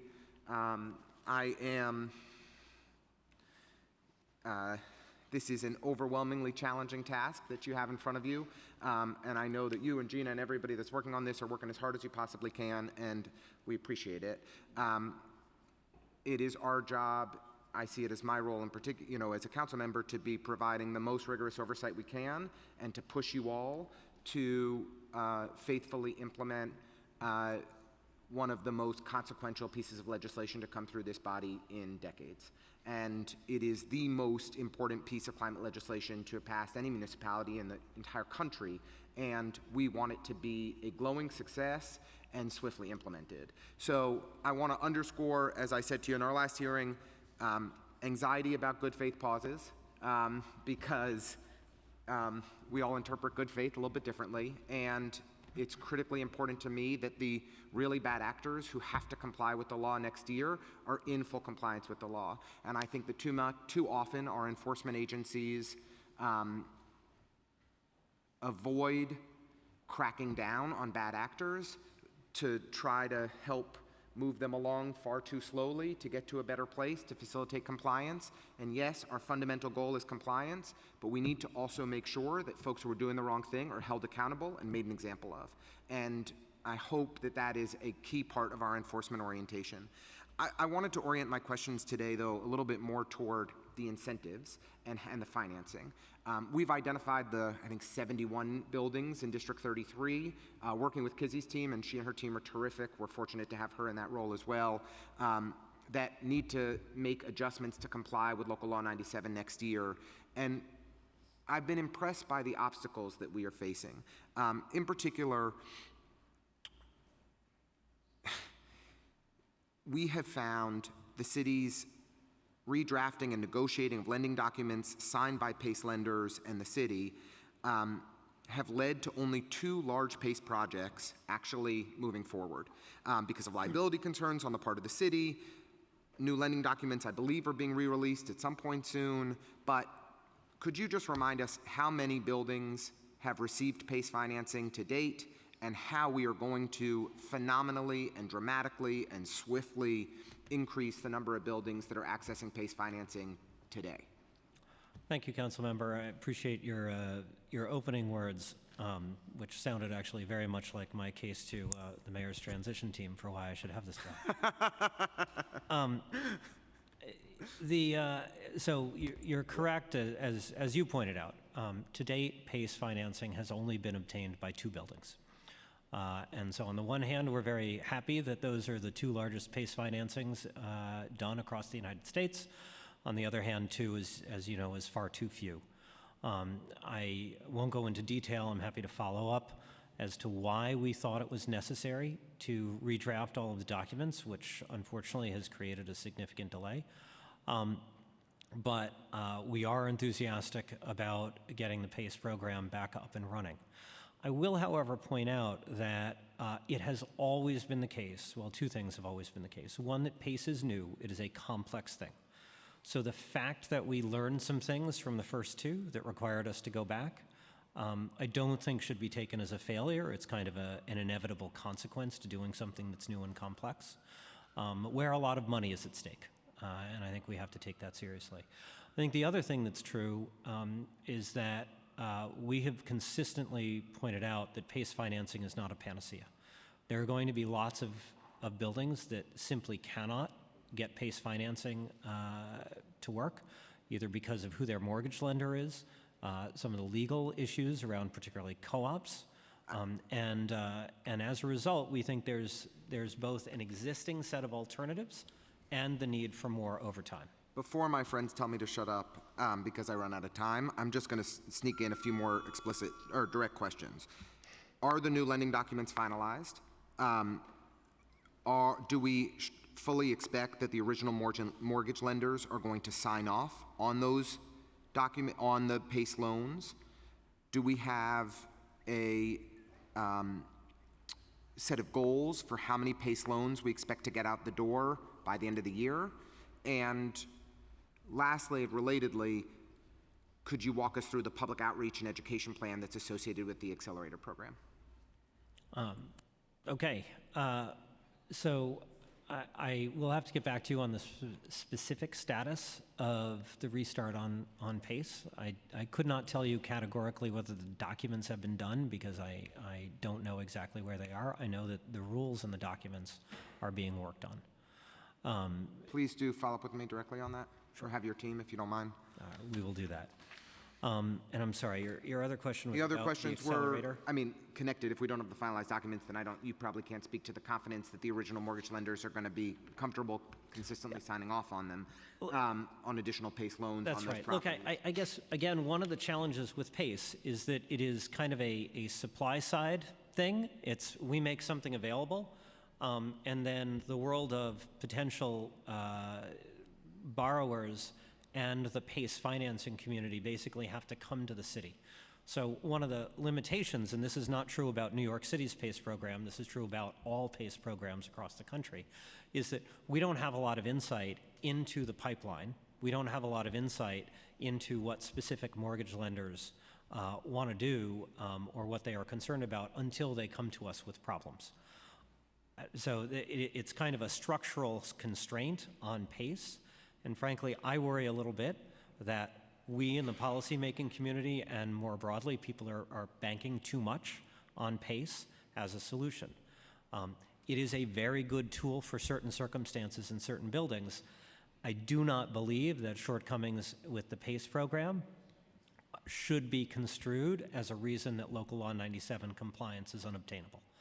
I couldn't agree with that sentiment more, but I am, I've got co-ops in my district, middle-income folks. I want them to have access to the resources they need to be able to make the improvements in their buildings so that we can offer them all of the carrots in the world before we bring down the heavy. And So I'm focused on the incentives here, and I'm concerned that we don't have the incentives working yet, that we still don't have the updated lending documents finalized, that we're still concerned.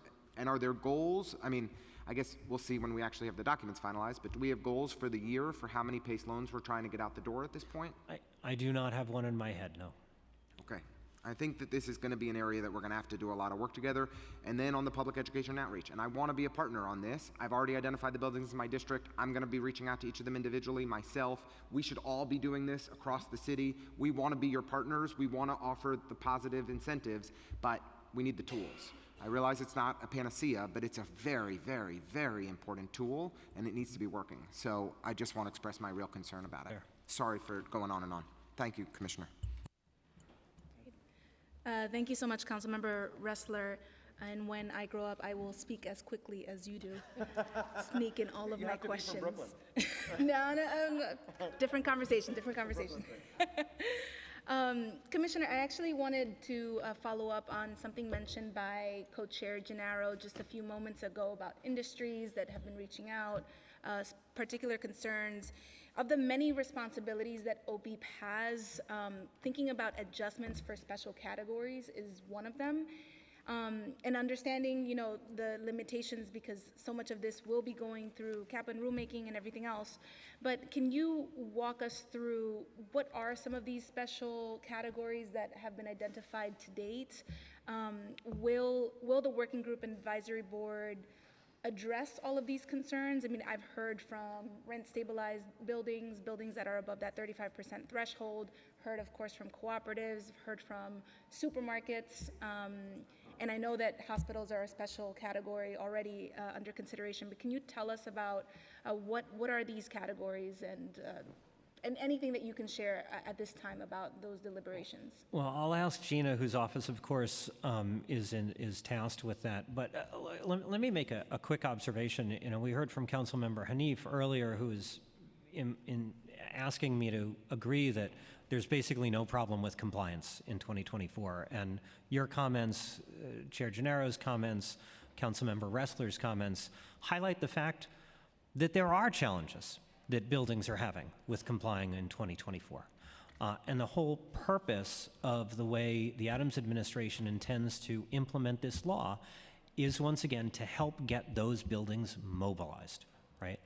The fines, the penalties are part of that. The other components of the law, which the council saw fit to include in Local Law 97, are also part of that, right? The adjustment process that you just described is part of that. The good faith clause is part of that. And so we intend to implement this law in its entirety and take those into account. And before I ask Gina to talk about it, I will just also point out that I think one aspect of the rhetoric around this law is that it's very easy to imagine all of the buildings out of compliance, especially in 2024, which we know are the buildings at the absolute upper end of their building category, that they're all big, Class A fancy office buildings in Manhattan. And yet they are not. The vast majority are in fact residential. Out of, and because we don't yet know exactly how many will qualify for the prescriptive path because they have 35% under rent stabilization, we don't know quite how many of these, but our estimate is that there are roughly 3,500 buildings that are out of compliance. As I said, it's probably below, roughly around 2,700. That's a very rough estimate. Again, once we take out what we imagine might qualify for that prescriptive path that's laid out in the law for rent-stabilized buildings, but only 1,500 of that 3,500 set is in Manhattan. Of those Manhattan buildings, 75% are residential. There are 1,000 buildings in the Bronx that are out of compliance for 2024. There are another 400 in Brooklyn, another 400 in Queens. Right? Of course, there are fewer in Staten Island just because of the size limitation, the average size of buildings in Staten Island. But it is a widely varied group of buildings, which is one of the reasons I've personally found it fascinating to learn. And it's one of the reasons, as Chairman Gennaro said, I've been welcoming, I've taken a number of these conversations personally, because it helps educate me on the specific challenges that buildings are facing, which will inform us both on how we think about the rules for compliance, how we think about things like the appropriate way the good faith clause ought to be interpreted so that it gets the most compliance while being reasonable. And also to think about what additional things we need to develop to help compliance between that 2024 and 2030 period. But let me ask Gina to answer your specific question about the adjusted targets. Thank you, Chair. It's a great question. There are a couple different mechanisms within the law.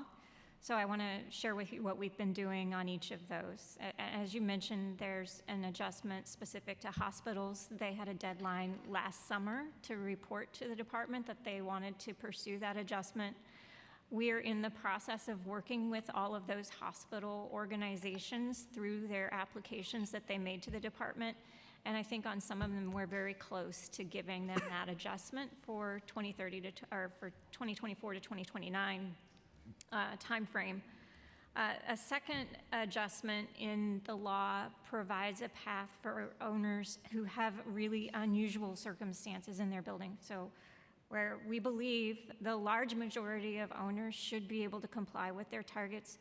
As Rit has suggested, there are outliers, there are unique buildings that have these strange things happening in them, telecommunications, manufacturing, very large energy-intensive functions that they make them different from other buildings. So we're in the process of working through those applications as well. There was some press that suggested that those owners had never heard from the department, but in fact, every single application has had a response, and we are, in most cases, waiting for the owner to come back and work with us. We're very close to beginning to issue the first approvals of those adjustments as well. So we look forward to continuing that process with those owners. Got it. Can you spell some of those out? So you said telecommunications, manufacturing. What other applications have been received? I would have to check in with my team to share some examples, but we'd be happy to share that with you afterwards. Great. That would be helpful because, of course, Local Law 97, these are critical goals, but we want to be fully informed to understand how goals are working against each other, right? If I could share, I'll just anecdotally, among the things that, as Gina describes, we have a number of energy-intensive industries in the city that are disproportionately affected. It doesn't mean that there is not a way for many of them to electrify or reduce their energy consumption. But it is also going to be a question for us whether bakeries, for example, can continue to be in New York City if they are subject to fines in 2024. There are other things. Bakeries. Exactly. And so that, again, is why there's judgment laid out in the law that is consistent with the purpose of Local Law 97. We do not intend to allow buildings to get off the hook. I completely agree with Councilmember Ressler that we have to use the enforcement in an aggressive way to push owners and managers to be ambitious. We also have to take these unique circumstances into account and ensure that we don't, for example, drive an energy-intensive industry to Nassau County when we could have had those jobs in Brooklyn or Queens because people are going to have their baked goods regardless, right? Right. No, and I thank you for that, and I just want to make sure we continue this conversation. Part of my response, I've also been similarly approached by several industries, and part of the response is we should talk about it, and I'm sure that you, to them I say, I'm sure you've been talking with the administration, because it's not about circumventing and not meeting the targets of Local Law 97, but instead it is about figuring out how we work with those industries. So, precisely. Thank you. Thank you. Thank you, Chair. We have Councilwoman Farias and then Councilmember Holden. Hello, thank you so much, chairs. And I will be quick. I just have some workforce questions. I'm trying to stay on brand here. So, I apologize if it's already been answered as I came in a little bit later into the hearing. In terms of economic activity, are we seeing an increase in economic activity and job creation as a result of Local Law 97? Councilmember, the number of buildings that have to do work based on the 2024 compliance period is really only below 3,000, we expect. And as a result, that level of work really isn't going to be visible in the overall green economy of New York City. So the answer is no. On the other hand, as has been cited, we can estimate the number of jobs that were created by the city's own work on energy efficiency and decarbonization, and I cited that at roughly 3,000 to date, or did I say 4,000? And there's more to come. So we don't have a good answer specifically to Local Law 97 right now, but we believe that the jobs are out there. Okay, great. Anything else, sorry, to add, Jamie? Okay. And so I guess I wanted to ask a little bit about the jobs that have been created, and I always like to ask what were created for communities of color, for women particularly in these fields, for young people in training. Has there been a training pipeline working in partnership with unions and or any public-private partnerships to get people into the green workforce? Yes, in my prepared testimony, I highlighted a number of those, and we can talk about those again. But there is a whole set of initiatives, some with unions, some with the existing workforce training infrastructure in New York City, some with the schools and with CUNY, and of course, Jamie is leading the work that the administration is doing more broadly. So, Jamie. Yeah, I think a good example is the green. Sorry, I forget the exact terminology that we're using for this. But essentially, the Green Job Corps. So that was set up in 2017, and that was a direct partnership with the unions to get. It was set up for 3,000 pre-apprenticeships for this exact type of work, and I think that's a great model for the type of partnership that we're looking at going forward. And I think.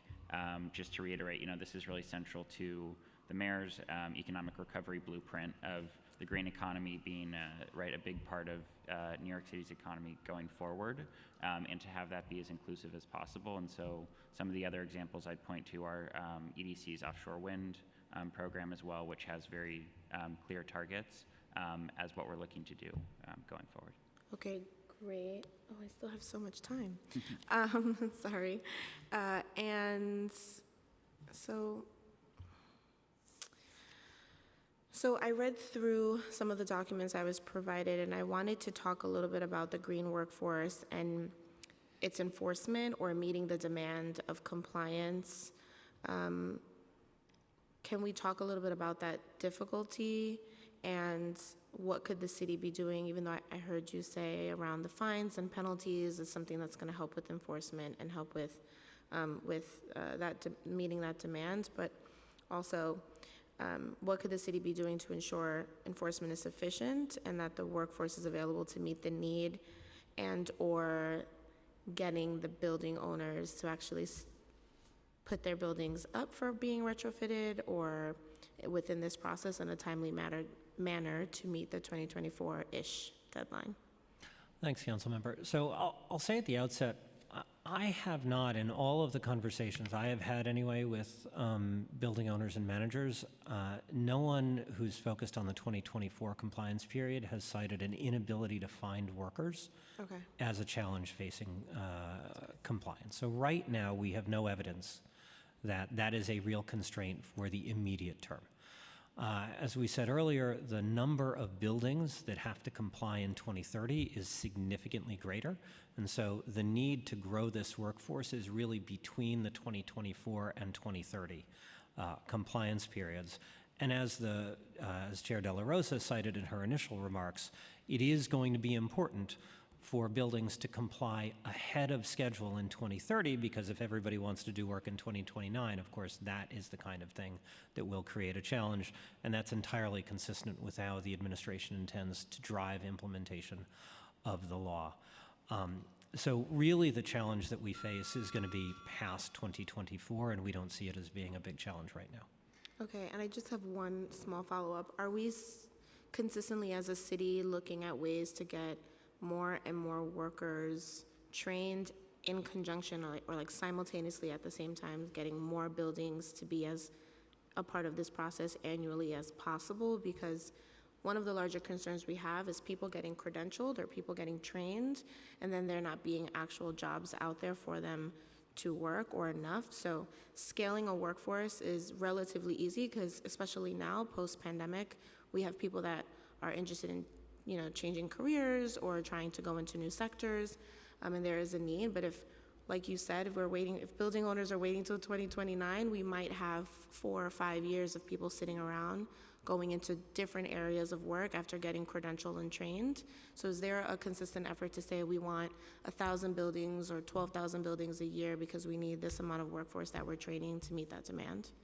Well, Council Member, so a couple of observations. So it will be our intention to drive early compliance. The law does not actually create an early compliance mechanism. Okay. Right? And so, in fact, it would be only under the discretion provided to the administration that we could do anything like that. And for example, I at least believe that that's one of the reasons that the good faith clause is in this law, is because it allows the administration to define a good faith effort, which we will do in rulemaking. And so it will be available for public comment. That is an approach by which, however, we can point out that if you have a target at something supposed to be done by January 1 of 2024, January 1 of 2030, starting at the last minute is not evidence of good faith. Sure. Right? And so we believe this gives us the ability to help shape that compliance path. Okay, great. Do you think we could create or something that could incentivize people doing this earlier? Like an incentive, would that be helpful? You know, as I said, the law does not countenance that, other than the way the administration interprets good faith compliance. So that would be a separate conversation. Great, thank you. Thank you. Councilmember Holden? Thank you, Chairs. Just a few questions, and you know, just on your observations on the good faith effort. I think that we'll have to have someone who's very wise because of the challenges. When you said 75% of these buildings, 2024, are residential, you said that, right? I'm not sure if I said 75%. I'd have to check that, but it is I heard certainly 75%. the majority. I don't know. Certainly the majority. So there's a lot of, most of the buildings will be residential. That's correct. So that's where you need somebody that can say, the good faith effort is defined, you know, obviously as if somebody, you know, puts solar, you know, energy on the roof or in the building, or geothermal to try to, you know, in advance even of the deadlines. That could be a good faith effort, right?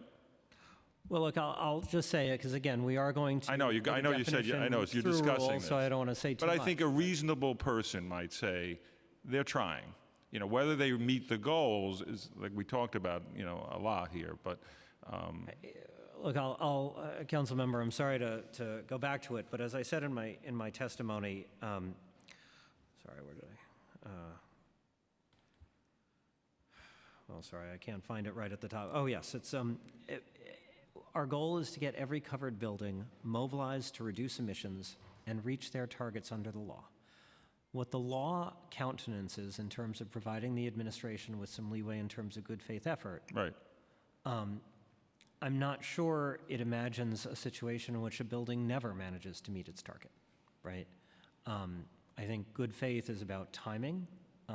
It is not about kind of a steady state that falls short of that target. Right, but I just we don't want a punitive administration that passes. Then the cost of all this will be passed to the tenants, and we don't want that. And that's what, you know, the last thing we want. We want to create a balance, and that's what we're talking about here. I think a balance, which I think you're reasonable and you understand that. So that's right. I just want to there's a number of, you said, and there was another, renewable energy. Let's talk about that for a second. There's a number of major projects that the city is looking at, and Clean Path New York project, and there's one, the Champlain Hudson Power Express, which will, you know, Hydro-Quebec, Empire Wind, offshore wind farms, all this, and, you know, something at the Brooklyn Marine Terminal, that could, you know, help obviously with renewable energy in the future. When do all these projects, would they be in effect by a certain date? Or are we talking 2030?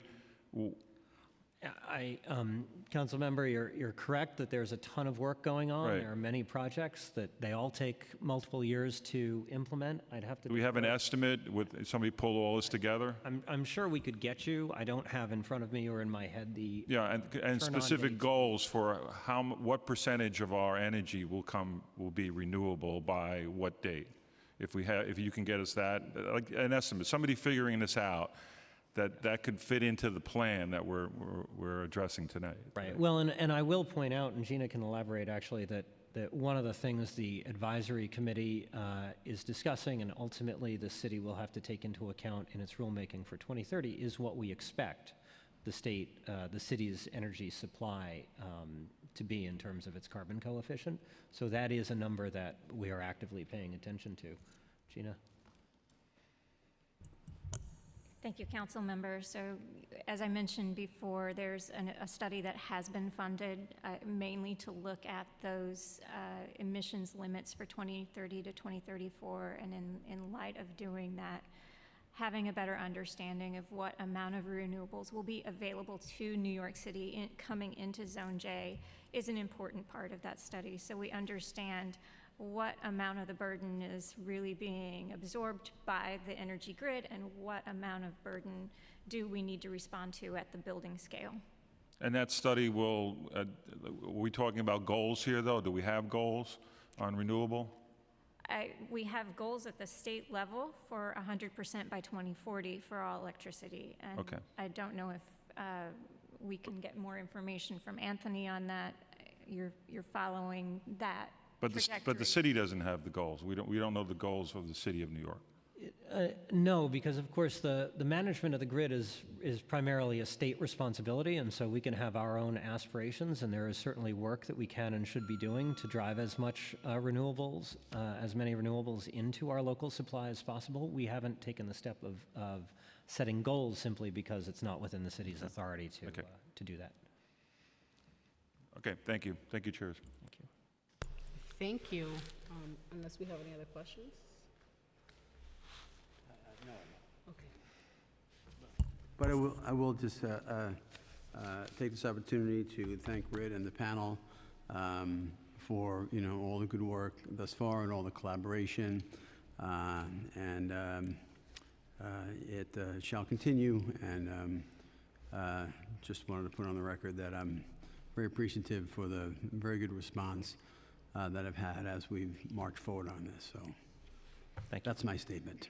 Okay. Yes, thank you. Thank you for coming, and I know you've been here twice in a very short time, but as we mentioned earlier, it's a sign of what a priority this is for this council. So thank you so much for being here. Pass it over to Nick. Thank you. We have concluded administration testimony, and we will now turn to public testimony. I will call on individuals one by one to testify. However, we will call a group of 5 witnesses for our first group, and then we will turn to call witnesses one by one. Each witness will be given 2 minutes to speak. If you are a virtual witness, after I call your name, a member of our staff will unmute you. There may be a few seconds of delay before you are unmuted. Please wait for the Sergeant-at-Arms to announce that you may begin before starting your testimony. Council members who have questions for a particular panelist should alert the chair or committee staff. The chair will call on you after the panel has completed their testimony or the individual witness has completed their testimony in the order in which you raised your hand. I would now like to welcome our first panel of public witnesses, Henry Garrido, John Forster, Victoria Queso, Brett Thomason, and Carolina Gomez. Time starts now. Henry Garrido, you may begin.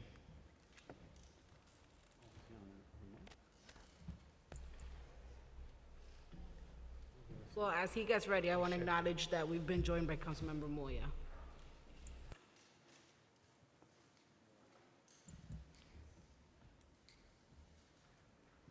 Henry Garrido, are you present to testify?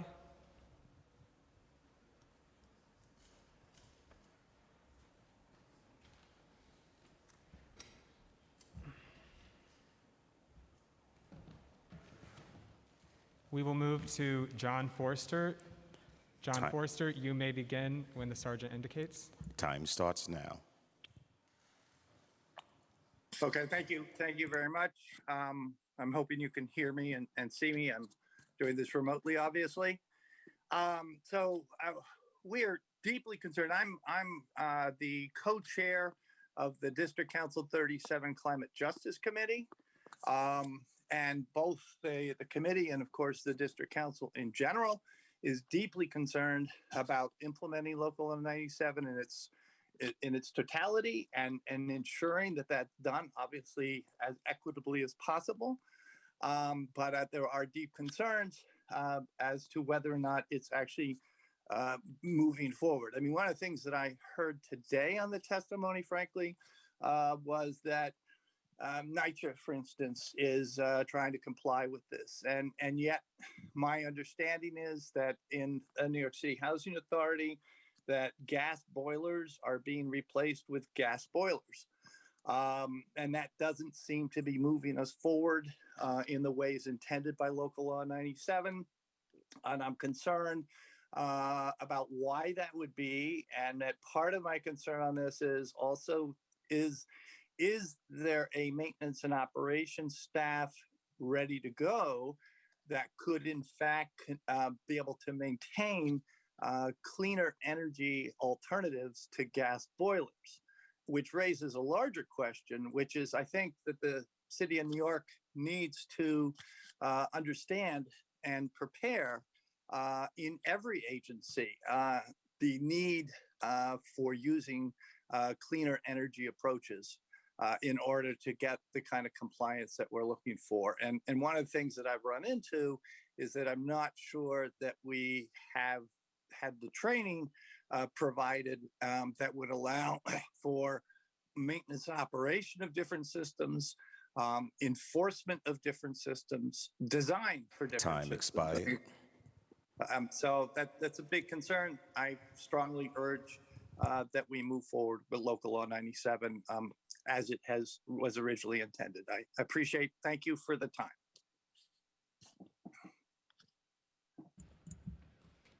Thank you. We will now hear testimony from Victoria Queso. In time.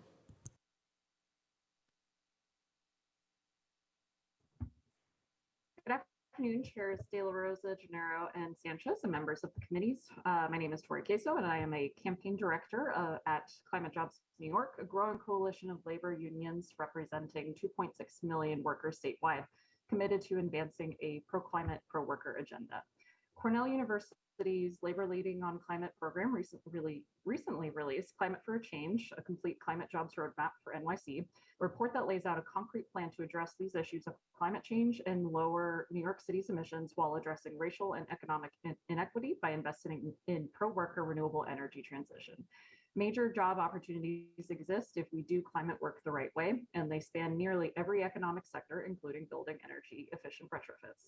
We must ensure that the jobs created in the clean energy economy are family-sustaining, long-term careers that have lasting economic impacts in communities of color and historically under-resourced communities. It is especially important that any public dollars spent on financing, subsidizing, or otherwise financially incentivizing or administering funds for building retrofits should attach strong labor standards, including prevailing wage PLAs for constructions, LPAs for other than construction jobs, and pre-apprenticeship and apprenticeship and other forms of labor management training programs that lend to the readiness of the workforce to take on the work resulting from Local Law 97 and additional climate initiatives. The only way to guarantee the creation of new career pathways in building retrofits is by funding a robust pipeline of union work under a PLA, which is exactly what we were calling for under the Carbon Free and Healthy Schools initiative, as laid out in the Climate for Change report. The city can lead by example by prioritizing its transition to carbon-free and healthy schools by 2030, which will not only reduce emissions and save the city millions annually in energy costs, but the report estimates that over 62,000 direct good union jobs can be created over the lifetime of the initiative. Additionally, this can serve as a blueprint for decarbonizing the city's public buildings beyond schools, including NYCHA and NYC Health and Hospitals, initiatives that Cornell's report estimates to have the potential to create nearly 260,000 direct jobs combined. These investments in building retrofits are necessary and urgent in order to lower the city's emissions and make our schools and communities healthy. But without question, they must go hand in hand with creating union career pathways and well-funded pre-apprenticeship programs under PLAs in order to truly create a green workforce pipeline that leads to lasting union careers for our environmental justice and frontline communities, improving environmental and economic resiliency for all New Yorkers. Thank you for your time today and your diligence on this matter.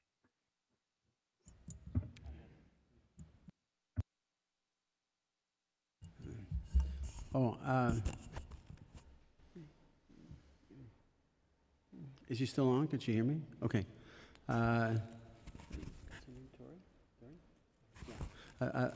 Tori, thank you for your good testimony. I'm just want to make a note to my legislative director, Nabi Kaur, to be in touch with you. We want to find out more about what you're doing. Yeah, so Nabi, if you could make sure that you connect with Tori, get a full download on all of her activities and what she's doing with Cornell, that would be a really welcome addition to the family of Local Law 97 and how it affects labor. We would appreciate that. Absolutely. Thank you. Thank you, Chair De La Rosa. Thank you. We'll now hear testimony from Brett Thomason. Starting time. Thank you. I'm Brett Thomason, Political Director at Steamfitters, Local 638. We're a union that represents over 9,400 members who work in heating and HVAC. We do boiler repairs and replacements. We have a civil service department that works in city-owned buildings. We have a PLA to do boiler replacements in NYCHA facilities. So we have a lot of stake in the successful implementation of this law. And a lot of what I was going to say has already been said. So I will get to the top line points that we wanted to make, which is one, we think it's really important that the administration signal to building owners that there's going to be rigorous compliance and penalties if the law isn't followed, so that we send a strong market signal to our contractors so that they're prepared with the workforce needed to do this work. And in turn, that lets us grow the ranks of our union, both through our organizing efforts and through our apprenticeship programs, which are bringing in pre-apprentices from a lot of the programs that have been mentioned, and providing opportunity to women and people of color, veterans, the formerly incarcerated, and lifting them into the middle class, because that's what we do as a union.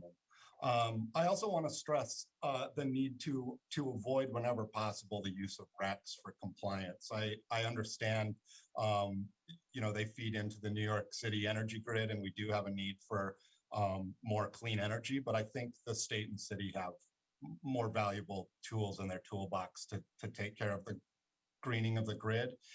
Anytime we're diverting dollars into a REC program, that's money that could be invested locally in jobs and in jobs for our members. And then finally, like I mentioned, we work in NYCHA buildings, and the need there is pervasive, and they've been underserved for far too long. So the more investment we can make in NYCHA and public housing will not only bring, I'll conclude there. Thank you, and we will now hear testimony. Brett, thank you for being here. As always good to work with the Steamfitters. I appreciate all the collaboration we've had thus far, and it will continue. You know where to find me. I appreciate you being here today. Thank you. Thank you, Council Member. Thank you. We will now hear testimony from Carolina Gomez. Starting time. My name is Carolina Gomez. I'm a campaign coordinator at Align, the Alliance for Greater New York. Align leads the Climate Works for All Coalition, a citywide partnership of labor, community, and faith environmental justice and climate organizations fighting climate change and inequality in New York City by demanding a just transition for workers and environmental justice communities. After almost 6 years of organizing after Hurricane Sandy, the Climate Works for All coalition successfully led the passing of Local Law 97 in 2019, New York City's landmark climate legislation. It's been 3 years since the historic win, and now the city must equitably implement Local Law 97 to create thousands of green jobs here in New York City. Researchers project Local Law 97 has the potential to create more than 140,000 jobs by 2030 in the New York City metro area. These jobs can directly support both journey persons who've suffered pandemic-related job losses, in addition to apprentices and new entry workers joining the green workforce. New York City should take this opportunity to invest in successful union-linked pre-apprenticeships, apprenticeships, and certification training programs to fully support the growing clean energy industry and expand access to good green jobs to workers who have experienced pandemic job losses. Workforce development coupled with project labor agreements and community hiring will expand opportunities for traditionally underrepresented New Yorkers in green industries, including many women, immigrants, and Black and Brown New Yorkers. There are already successful workforce development models the city can look to for further expansion. The Build It Back program, launched after Hurricane Sandy hit New York City, is a successful community hiring model that the city should build on. The community hiring program, which focused on union apprenticeship placement and job placements, created more than 13,000 direct jobs and exceeded its 20% local hiring goal. New York City should build on the Build It Back model and incorporate the following 3 considerations to improve its effectiveness: collaborate with union-linked direct entry programs and apprenticeships to ensure community-based organizations have time to recruit and organize local workers, fund local targeted outreach in different languages to increase awareness and program enrollment, fund classes for test of adult basic education preparation and GED tests that can be paired with pre-apprenticeship programs. The city can and should require community hiring for public building upgrades, and there should be incentives for community hiring for private infrastructure projects. So now it's Time time expired. for implementation to ensure the communities that have been hit the hardest by both COVID-19 pandemic and longstanding environmental racism have access to good green jobs. Thank you all. Thank you, Carolina. Always good to see you. You know Matt Malloy, my labor liaison, right? Do you know him? I do not. Okay, you know what? I want to direct Nabi Kaur, who is here. She's my legislative director. Nabi, if you can make sure that Matt Malloy is in touch with Carolina, that would be great. Okay, thank you very much. Always good to see you, Carolina. Thanks so much. Thank you, Chair Gennaro. I also want to just thank our partners in labor for coming and talking about the importance of Local Law 97. One quick question, and all of you or any of you can answer this question on this panel. What preparation is your union undertaking to train or equip your members for the building retrofits that will be required under Local Law 97?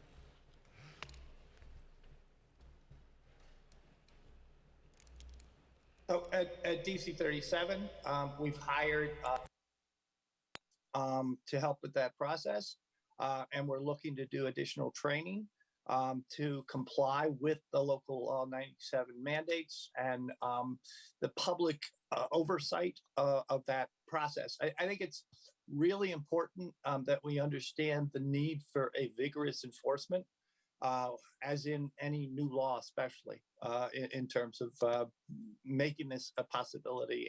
And certainly so, the training also needs to happen in enforcement and maintenance and operation. And as I said, also in design. But we've already hired some energy auditors to help this process move forward. Great, thank you.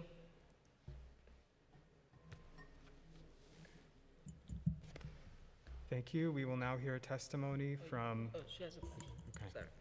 Apologies, and thank you, Chair. So just to follow up on Chair De La Rosa's question, what specific fields and jobs, and this is also a question that anyone can answer, but would love to get a sense, what specific fields and jobs that your union represents do you think will be directly impacted by the pipeline of work created by Local Law 97 retrofits?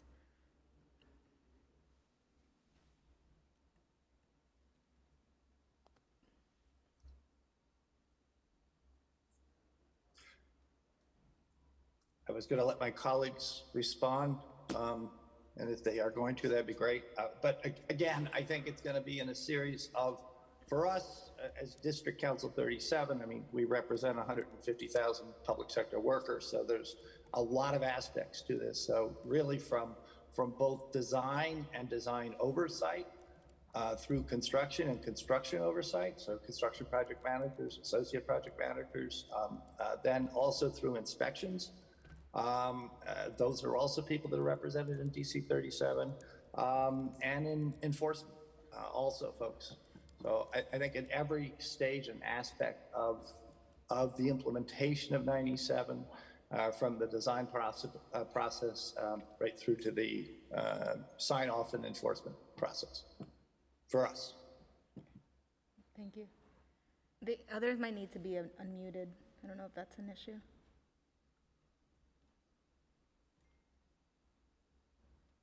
Maybe not. Okay. Thank you so much, DC 37. Thank you so much for your testimony. We will now hear from Ben Furness. Starting time. Good morning, everyone. Chairs De La Rosa, Gennaro, and Sanchez, thank you so much for holding this hearing. It's really lovely to see you all today. Thank you for the opportunity to testify on this important issue. My name is Ben Furness. I'm the director of the 2030 project at Cornell University. I previously served as the director of the New York City Mayor's Office of Climate and Sustainability. The 2030 project is Cornell's new climate initiative, housed at the Cornell Atkinson Center for Sustainability. And we are using the many tools of a world-class research institution to support impact-oriented work, entrepreneurship, and scholarship in this decisive decade for climate action. And it's really great to be able to speak on this important law today. As you know, the fossil fuels used to heat, cool, and power our buildings account for 2/3 of New York City's greenhouse gas emissions, and any path to reducing these emissions and achieving the city's and state's bold climate goals run through decarbonizing these systems. To that end, in 2019, the New York City Council, working in close partnership with the Mayor's Office, passed into law the Climate Mobilization Act and its centerpiece, Local Law 97. This law sets emission targets for New York City's largest buildings, which encompass nearly 60% of New York City's built area and more than 3 billion square feet. The law's emissions targets are ambitious, but they vary based on the use of the building and are reasonably tailored to the energy consumption of multifamily residential, commercial, hotel, manufacturing, industrial, and other uses. They are technique agnostic, which means there are many ways for a building to comply, just as long as emissions are reduced. This law is the most far-reaching municipal level climate law in the world. If fully implemented, it would reduce climate pollution by approximately 5.3 million tons per year, equivalent to the annual greenhouse gas emissions of the city of San Francisco. And this is not just about climate. Reducing New York City's emissions comes with proportional reductions in air pollution and improvements to human health from reduced asthma and other respiratory diseases. Today, I'd like to highlight a few aspects of Local Law 97 and some opportunities and challenges that the council and the administration Time face. expired. Thank you. I'd just like to highlight 3 opportunities. 1, this is a major job creating and business development opportunity. 2, New York City should look to expand support for building owners while maintaining the incentives for partial improvement that come from the targets. The right regulatory environment can ease the way for building upgrades, and building level efficiency and electrification upgrades work best when paired with renewable energy investments connected to the New York City grid. I'm happy to answer any questions, and I'll have more in my testimony. Thank you. Thank you for testifying. If you could just submit your testimony for us to review in full, we appreciate it. Thank you.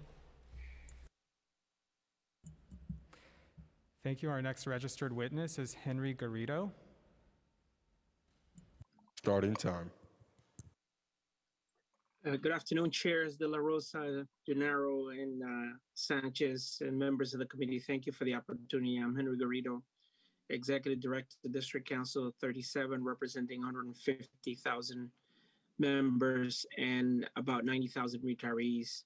And I appreciate the opportunity to testify before you today. Our members are the backbone of New York City's infrastructure. So therefore, we are in full support of the swift and equitable implementation of Local Law 97, which is not only the best defense in the city that the city has against climate change, but a significant opportunity to create new jobs for those in our communities who lost employment during the pandemic. The New York City must follow on its commitment to reducing greenhouse emissions that contribute to climate change. And not taking these aggressive actions will continue to reap devastating consequences for all New Yorkers, but especially for those low-income communities who bear the brunt of the most frequent climate-related disasters above all others. There is an urgency to ensure that these newly created positions are union-affiliated, which has proven successful through the other once-in-a-lifetime workforce development opportunities. When the city launched a Build It Back program after Hurricane Sandy, the community hiring program created more than 13,000 direct jobs by focusing on union apprenticeship and job placements, exceeding the 20% local hiring goal and directly benefiting New York City residents.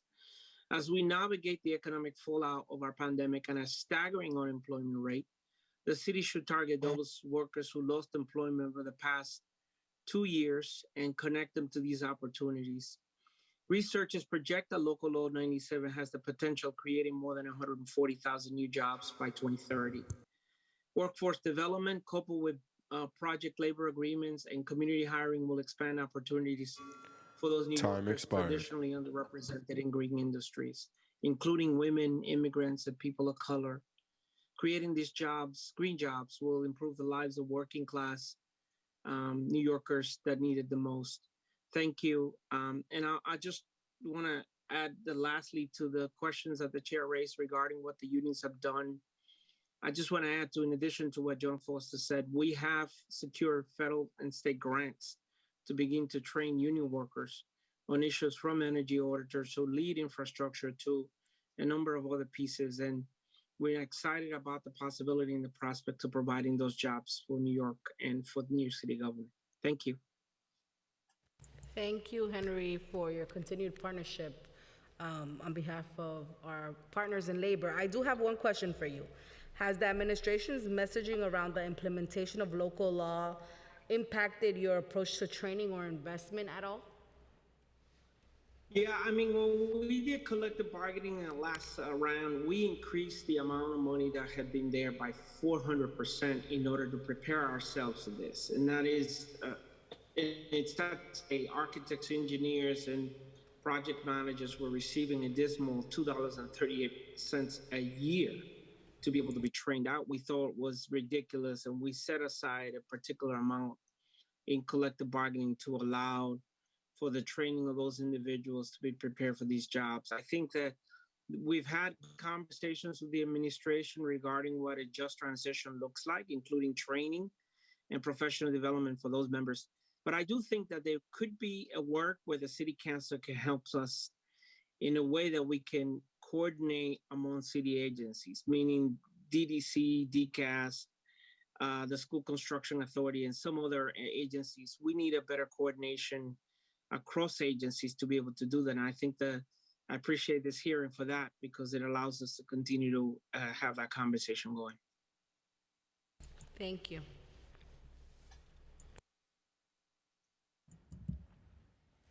Thank you for your testimony. The next 4 individuals that will be called to give testimony in the following order are Santos Rodriguez, Christine James McKenzie, Pete Sikora, and Megan Ahern. Santos Rodriguez, you may begin your testimony. In time.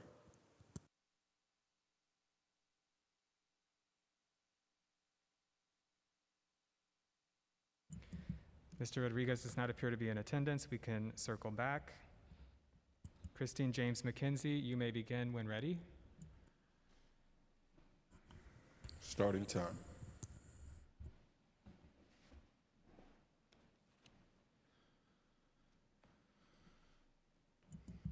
Christine James McKenzie does not appear to be in attendance. We will circle back. Next, we'll hear from Pete Sikora. Hey, thanks so much for putting on this hearing. It's greatly appreciated. This oversight is absolutely vital. My name is Pete Sikora. I'm the Climate Campaigns Director for New York Communities for Change, and I'm on the Advisory Council. Local Law 97, the key thing here is that the strength of the pollution cuts and the requirements and the enforcement of those cuts drives the amount of job creation. And if the administration doesn't fully implement and enforce the law, that will cost both jobs and pollution cuts. Our members really need those jobs. We need the pollution cuts as well. I was very disheartened by the administration's comments on RECs, minimizing the importance of renewable energy credits if they are allowed and unlimited effectively as an impact on the law. The number of RECs being created by the projects is huge, and they need to be limited to just electrical and at most 10% of the pollution reduction requirements, or otherwise we'll see less jobs and less pollution cuts. That cannot be allowed to be a big loophole. Secondly, on enforcement, the administration should make clear that this law is to be followed, full stop. There are plenty of useful programs, and the outlier buildings that may or may not be able to comply are just outliers. That shouldn't be something that's stressed all the time. Instead, the administration should be making clear that the law must be obeyed, and that if it's not, penalties will be enforced. There are plenty of positive programs. The administration is moving in the right direction on a lot of stuff, and that's appreciated. They ruled out carbon trading, which is a very good thing. Which is a very good thing to do right now. We appreciate that. That may come back later, but for now that's out. The budget is in the right place now for this year, which is appreciated. They've made progress on that after an initial bad budget proposal. But one last point that I want to make before the timer goes off is that, there it is, 15 seconds, that the fact that they are hiding behind the rulemaking process to not answer questions is disturbing to me. I don't understand how they're able to construct and have a vigorous conversation, which I know is going on behind closed doors, about all of these questions and not come here and explain some of their considerations. So I hope that you follow up with questions to the administration to find out exactly why they're not answering these questions and what they're thinking is going on these issues. Again, thank you so much for holding this hearing. We really appreciate what the council has done, and this law will go down, as Lincoln Ressler said and others have said, as one of the most important climate and jobs laws in the world. Thank you. Well, I just want to say thank you, Pete, for your work and the work you've been doing. And I agree with your comments about the regulations that are being made. I think that's why this hearing is so important and was so important to keep on the calendar, because we want to allow for the public to have input and a say in what is going to come before us. And so I just want to thank you for your insights today. Thank you, and you have the full testimony here, which is 11, 12 pages. We appreciate it a lot. Thank you. Just echoing the thanks. Thanks so much, Pete. Thank you. Yeah, if I could just say something to Pete as well. Thank you as always, Pete, for making the case. We certainly hear you on RECs, and with regard to the CAPA process is what it is, and we're going to be keeping a close watch on that. But we'll be keeping a close eye on the CAPA process. But Thank you, Council. It is I could count on you to be here today, and here you are in person, and we do appreciate it. Thank you so much. Sure. Thank you for your testimony. Next, we will hear from Megan Ahern. Hi, I'm Megan Ahern, NYPIRG's Program Director. Thanks for holding this hearing today, chairs, and for the ability for me to testify in support of Local Law 97, and specifically the opportunity it presents for CUNY with the tens of thousands of jobs and multi-billion-dollar energy retrofit market in our future. It's a great step for CUNY in a time when enrollment has been experiencing a recent slump. Consistent with national data, community colleges have been hit worse and longer with enrollment dips. But as the pandemic hit, CUNY saw enrollment cut by 21,000 full-time enrollments. And this is a kind of investment in the green economy that could benefit programs like building trades and industrial skilled trades at Bronx Community College, construction, building management, sustainability at LaGuardia Community College, a whole slew of programs at City Tech, the Spitzer School of Architecture at City College, and many, many more. I would like to echo the sentiments of other people to make that it's important that the City Council work to have the mayor make a clear statement to fully implement and enforce the law, to tightly limit renewable energy credits, set rules and regulations properly to maximize local jobs, and that means pollution reductions via energy efficiency upgrades and minimizing RECs, and an idea to create a $100 million per year grant fund to provide support for upgrades to low to middle income multifamily housing. Thank you. Thank you so much for your comments as well. Yeah, and I've also, I just want to jump into, thank NYPIRG for their good testimony, particularly with regard to the CUNY angle. I've already had conversations with President Adams at LaGuardia about this. I have Queens College in my district as well. I used to teach there. So the nexus, between Local Law 97, CUNY, and jobs is not lost on me. But it's great when NYPIRG does everything it does in order to affirm that, and your presence here does that. Thank you. Thanks. Thank you for your testimony. The next 4 registered witnesses that will be called on are Hayden Alexander, Ethan Dubin, Nina Liloa, and Shiv Soin. Hayden Alexander, you may begin when ready.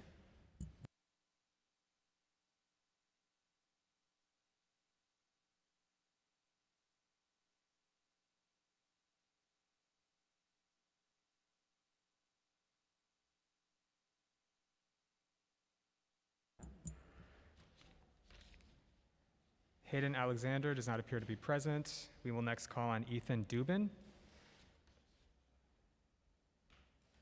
Starting time.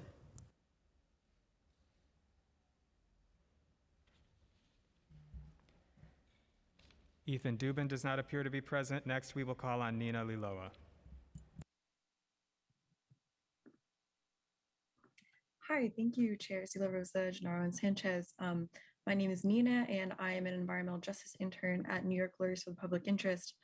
Today, I'm going to give you a bit of background on the benefits of union labor and a few recommendations related to Local Law 97.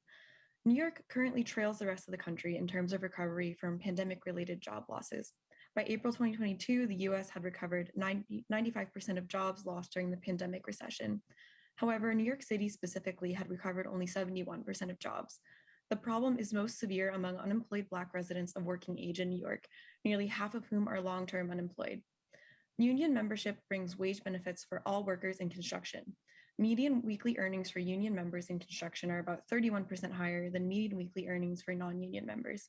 But unions are especially crucial to increasing diversity in the building trades and getting resources to minority communities. Hispanic and Black construction workers who are in a union earn about 35% more than construction workers who are not. The presence of unions and collective bargaining in New York City also boosts overall annual wages to the Black community from construction by about 83%, or $152 million each year. A Gallup poll from this past August showed that American approval of labor unions is at its highest rate since 1965. To the greatest extent possible, jobs created by Local Law 97 must be union jobs in which workers receive just wages, benefits, and good working conditions. This can occur through proactive project labor agreements between building trade unions and contractors, which also protect taxpayers by eliminating costly delays caused by labor conflicts or shortages of skilled workers. A livable future for workers also requires clean air and water in the places they live, rights recently codified in our state's constitution by the people of New York. Ensuring that buildings meet emission limits set by Local Law 97, rather than complying with the law through other measures, is crucial. A few other recommendations we have for New York City are to ensure that with Local Law 97, there's collaboration with union-linked direct entry programs and apprentices, and the funding of local targeted outreach in different languages to increase awareness and program enrollment. Thank you. Thank you. Thank you for your testimony. Next, we will hear from Shiv Soin. Starting time. Hi, good afternoon, Chairs De La Rosa, Sanchez, Gennaro, and members of the committee present for today's hearing. My name is Shiv Soin, and I'm the Executive Director of Triage, an organization of high school and college students across New York City fighting for climate justice. Local Law 97 is one of the most important laws the Council has passed in the fight against climate change. With 70% of our pollution being emitted from buildings, the Council took the correct and courageous step to pass the law. However, I speak to this committee today because I am concerned about the Adams administration's intentions about enforcing Local Law 97, as well as their inability to strongly commit to the goals of the law itself. That makes this body even more important in making sure Local Law 97 is implemented and enforced as intended. I'll be submitting more detailed written testimony, but for today, I want to focus on a few key aspects that the council and the administration need to do. First, the administration must ensure true enforcement and clearly outline penalties for violations by landlords. A key concern of mine and several others who have been speaking today during last hearing as well was surrounding by the good faith standard touted by the administration officials. Allowing a standard like this will incentivize landlords to skirt regulations, which will be detrimental to the impact of Local Law 97. Next, the administration must tightly limit RECs or renewable energy credits. Without strict regulations, the city's largest landlords can buy credits and avoid retrofitting their buildings. We urge the administration to limit RECs to either electricity use only or up to a maximum of 10% of buildings' pollution reduction requirement. That law needs proper regulation in this area in particular to maximize jobs and pollution cuts. Finally, by not enforcing Local Law 97 as written, we are at risk at losing tens of thousands of good paying jobs for New Yorkers everywhere. There are union leaders, workers here that are on this call today, emphasizing this in particular because the fight for climate change is directly linked to creating good, well-paying jobs for our residents, for New Yorkers everywhere.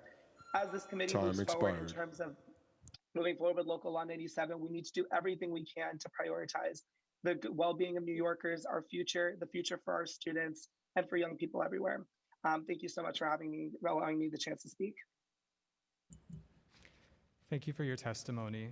The next four registered witnesses we will call are Diane Prashad, Mark Schmid, Shrivanthi Kanikal, and Lonnie Portis.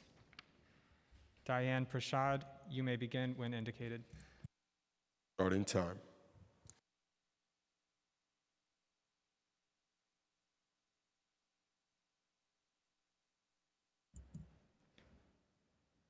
Diane Prashad does not appear to be in attendance. We will move to Mark Schmid.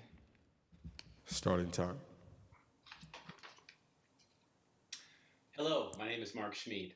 I've lived in New York City since 1991 when I moved here to study music at Juilliard.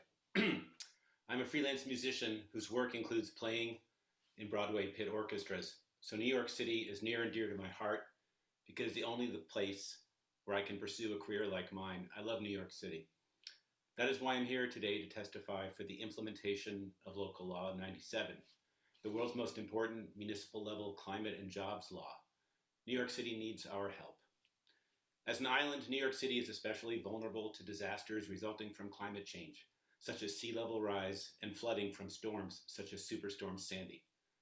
Our sustainability is directly threatened by climate change, and it is our duty to our children and to future generations to do everything we can to reduce our city's carbon emissions and fossil fuel consumption.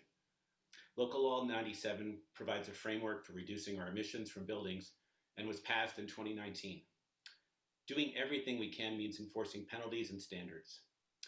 I do not understand how Mayor Adams and his friends in the real estate lobby can be allowed to sidestep this law and play games with penalty enforcement, compliance, etc. Honestly, I can't believe that we need to have a hearing such as this one to enforce laws that have been passed. How can we expect people to have faith in a government that doesn't enforce its own laws? Having listened to all of today's hearing, I appreciate how nuanced and complicated compliance will be. But please, let's not let the building owners who can comply wiggle out of their responsibility to our city. We are in danger of letting the moneyed interests in their greed ruin our city, making it a playground for the rich. If we don't clean up our act and start getting serious about protecting the sustainability of New York, there isn't going to be a New York City in the near future. The greedy people who are opposing the implementation of Local Law 97 do not care about the future of New York City, but I do. And Time expired. Thank you. Thank you for your testimony. Next, we will hear from Shrivanthi Kanikal. Starting time. Good afternoon, Chairpersons De La Rosa, Sanchez, and Chairperson Gennaro, and members of the Council. My name is Shrivanthi Kanikal, and I'm the Resiliency Planner at the New York City Environmental Justice Alliance. We are a nonprofit citywide membership network that links 11 grassroots organizations from low-income neighborhoods and communities of color in their struggle for environmental justice. NYCC, through the Climate Box for All Coalition, has been an ardent supporter of Local Law 97 and has strongly advocated for the complete and equitable implementation of the law since its introduction. In the wake of the COVID-19 pandemic, the following economic crisis, and the ongoing climate crisis, successful implementation of Local Law 97 provides an incredible opportunity to create thousands of good green jobs, move us towards our climate goals, and directly invest in reducing harmful localized pollution levels in environmental justice communities. As Chair Sanchez and others mentioned, David Su from MIT has projected that Local Law 97 can create 140,000 good green jobs by 2030. New York City should take this opportunity to invest in successful union-linked pre-apprenticeship, apprenticeship, and certification training programs to fully support the growing clean energy industry and expand access to good green jobs to workers who have experienced pandemic job losses. We've seen some success with previous programs such as Build It Back Better, the Build It Back Better program that was launched after Hurricane Sandy, and now we have to do more. The city can and should require community hiring for public building upgrades, and there should be incentives for community hiring for private infrastructure projects as well. These efforts should be tracked and monitored.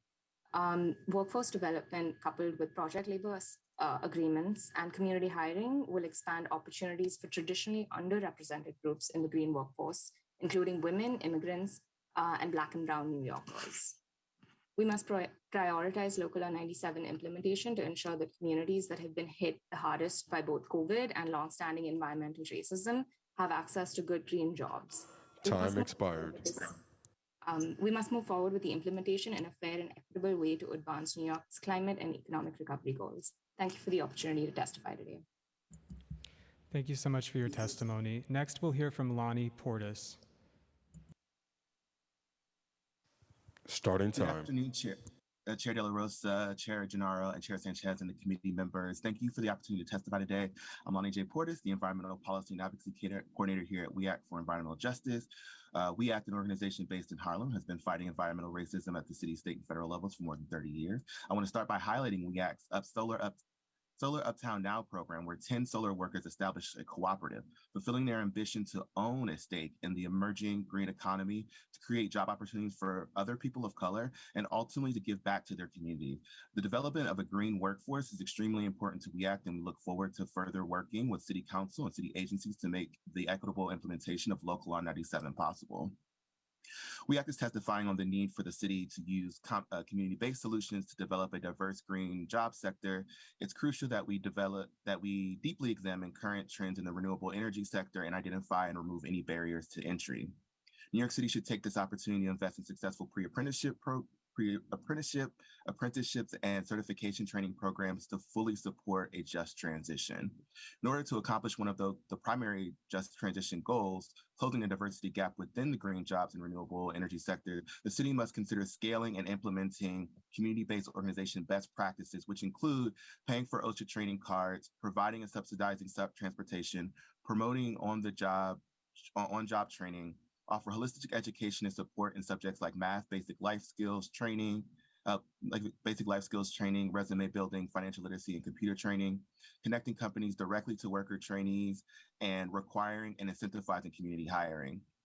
A more detailed written testimony will be provided after this hearing. Thank you again, committee chairs, for allowing me to testify on this matter. And again, we look forward to working with the City Council on developing a robust just green workforce pipeline. Lonnie, it's Jim. Hi. So good How to you see doing? you as always. You are my #1 frequent flyer when it comes to testifying at EP hearings. And I just really appreciate the great partnership of We Act and everything that we do, and particularly this. And I look forward to seeing your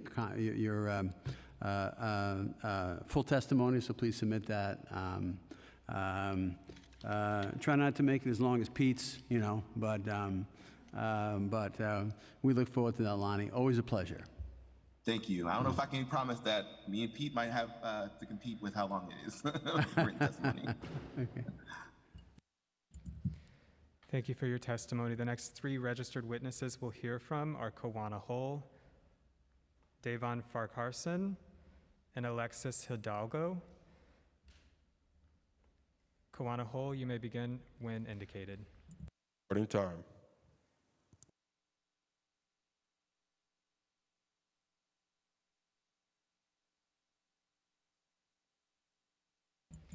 Does not appear that Kawana Hole is in attendance. Next, we will hear from Alexis Hidalgo.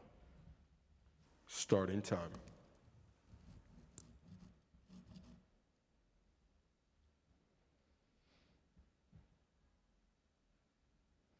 Does not appear that Alexis Hidalgo is in attendance. Next, we will hear from Devon Farquharson.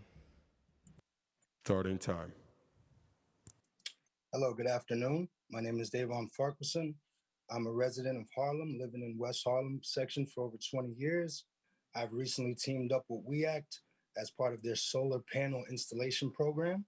The amount of information that was delivered in a 2-week period was a huge benefit to me and my peers, and for many reasons. Not only did I receive a certificate for my work, but I also learned the fundamentals on renewable energy and how much it has already and can continue to help this community. About 20 students and myself attended these classes and we are now all on the path to making the city go green. The students that attended the class came from all over the city and had the same passion to help the community benefit off of renewable energy as I did. As you know, Local Law 97 is being put in place to help prevent toxic gas emissions and fossil fuels burned all throughout the city, ultimately harming our communities. Putting this law in place will provide over 140,000 jobs in the New York City area and help us keep each other safe. I'm standing by WEACT, I'm standing by renewable energy and the green workforce pipeline that Local Law 97 will put in place. Being a New York City resident, I have seen the damage that pollution can do firsthand to our communities, and I'm ready to take a step in the right direction. Thank you all for your time, and I hope you have a great day. Appreciate you.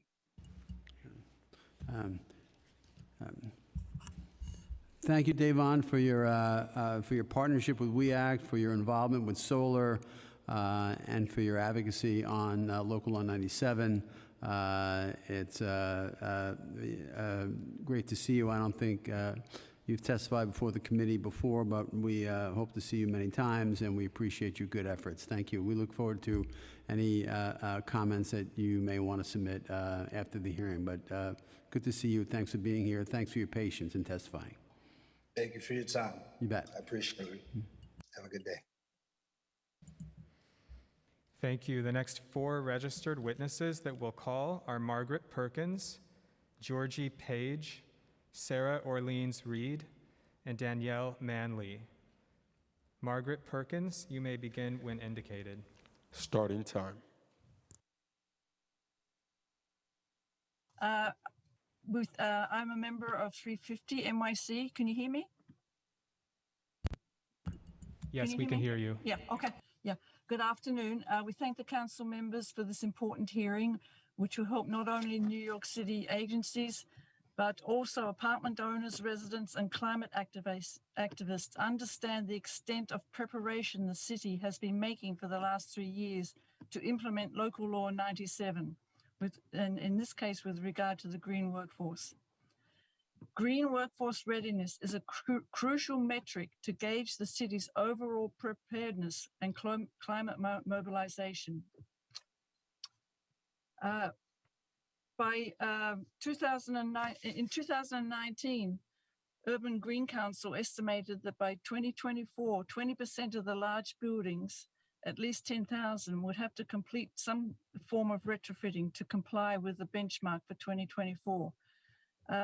Commissioner Agarwal now states that only 3,500 buildings, the extreme polluters, will have to do some kind of upgrades by 2024. I don't quite understand this gap. Is the city using the same methodology as the Urban Green Council to determine the extreme polluters? The committee is familiar with the labor market analysis and projected hiring numbers of David Su, MIT.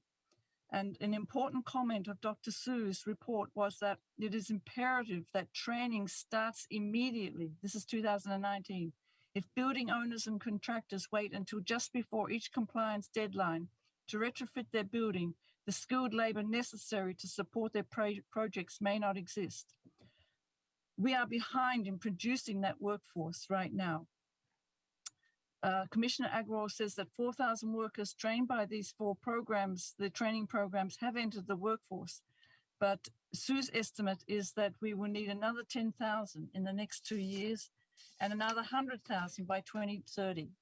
Time So we expired. have to ramp up. And I just want to finish up by saying that in this hearing, I'm struck by the fact that we didn't hear from building owners and managers.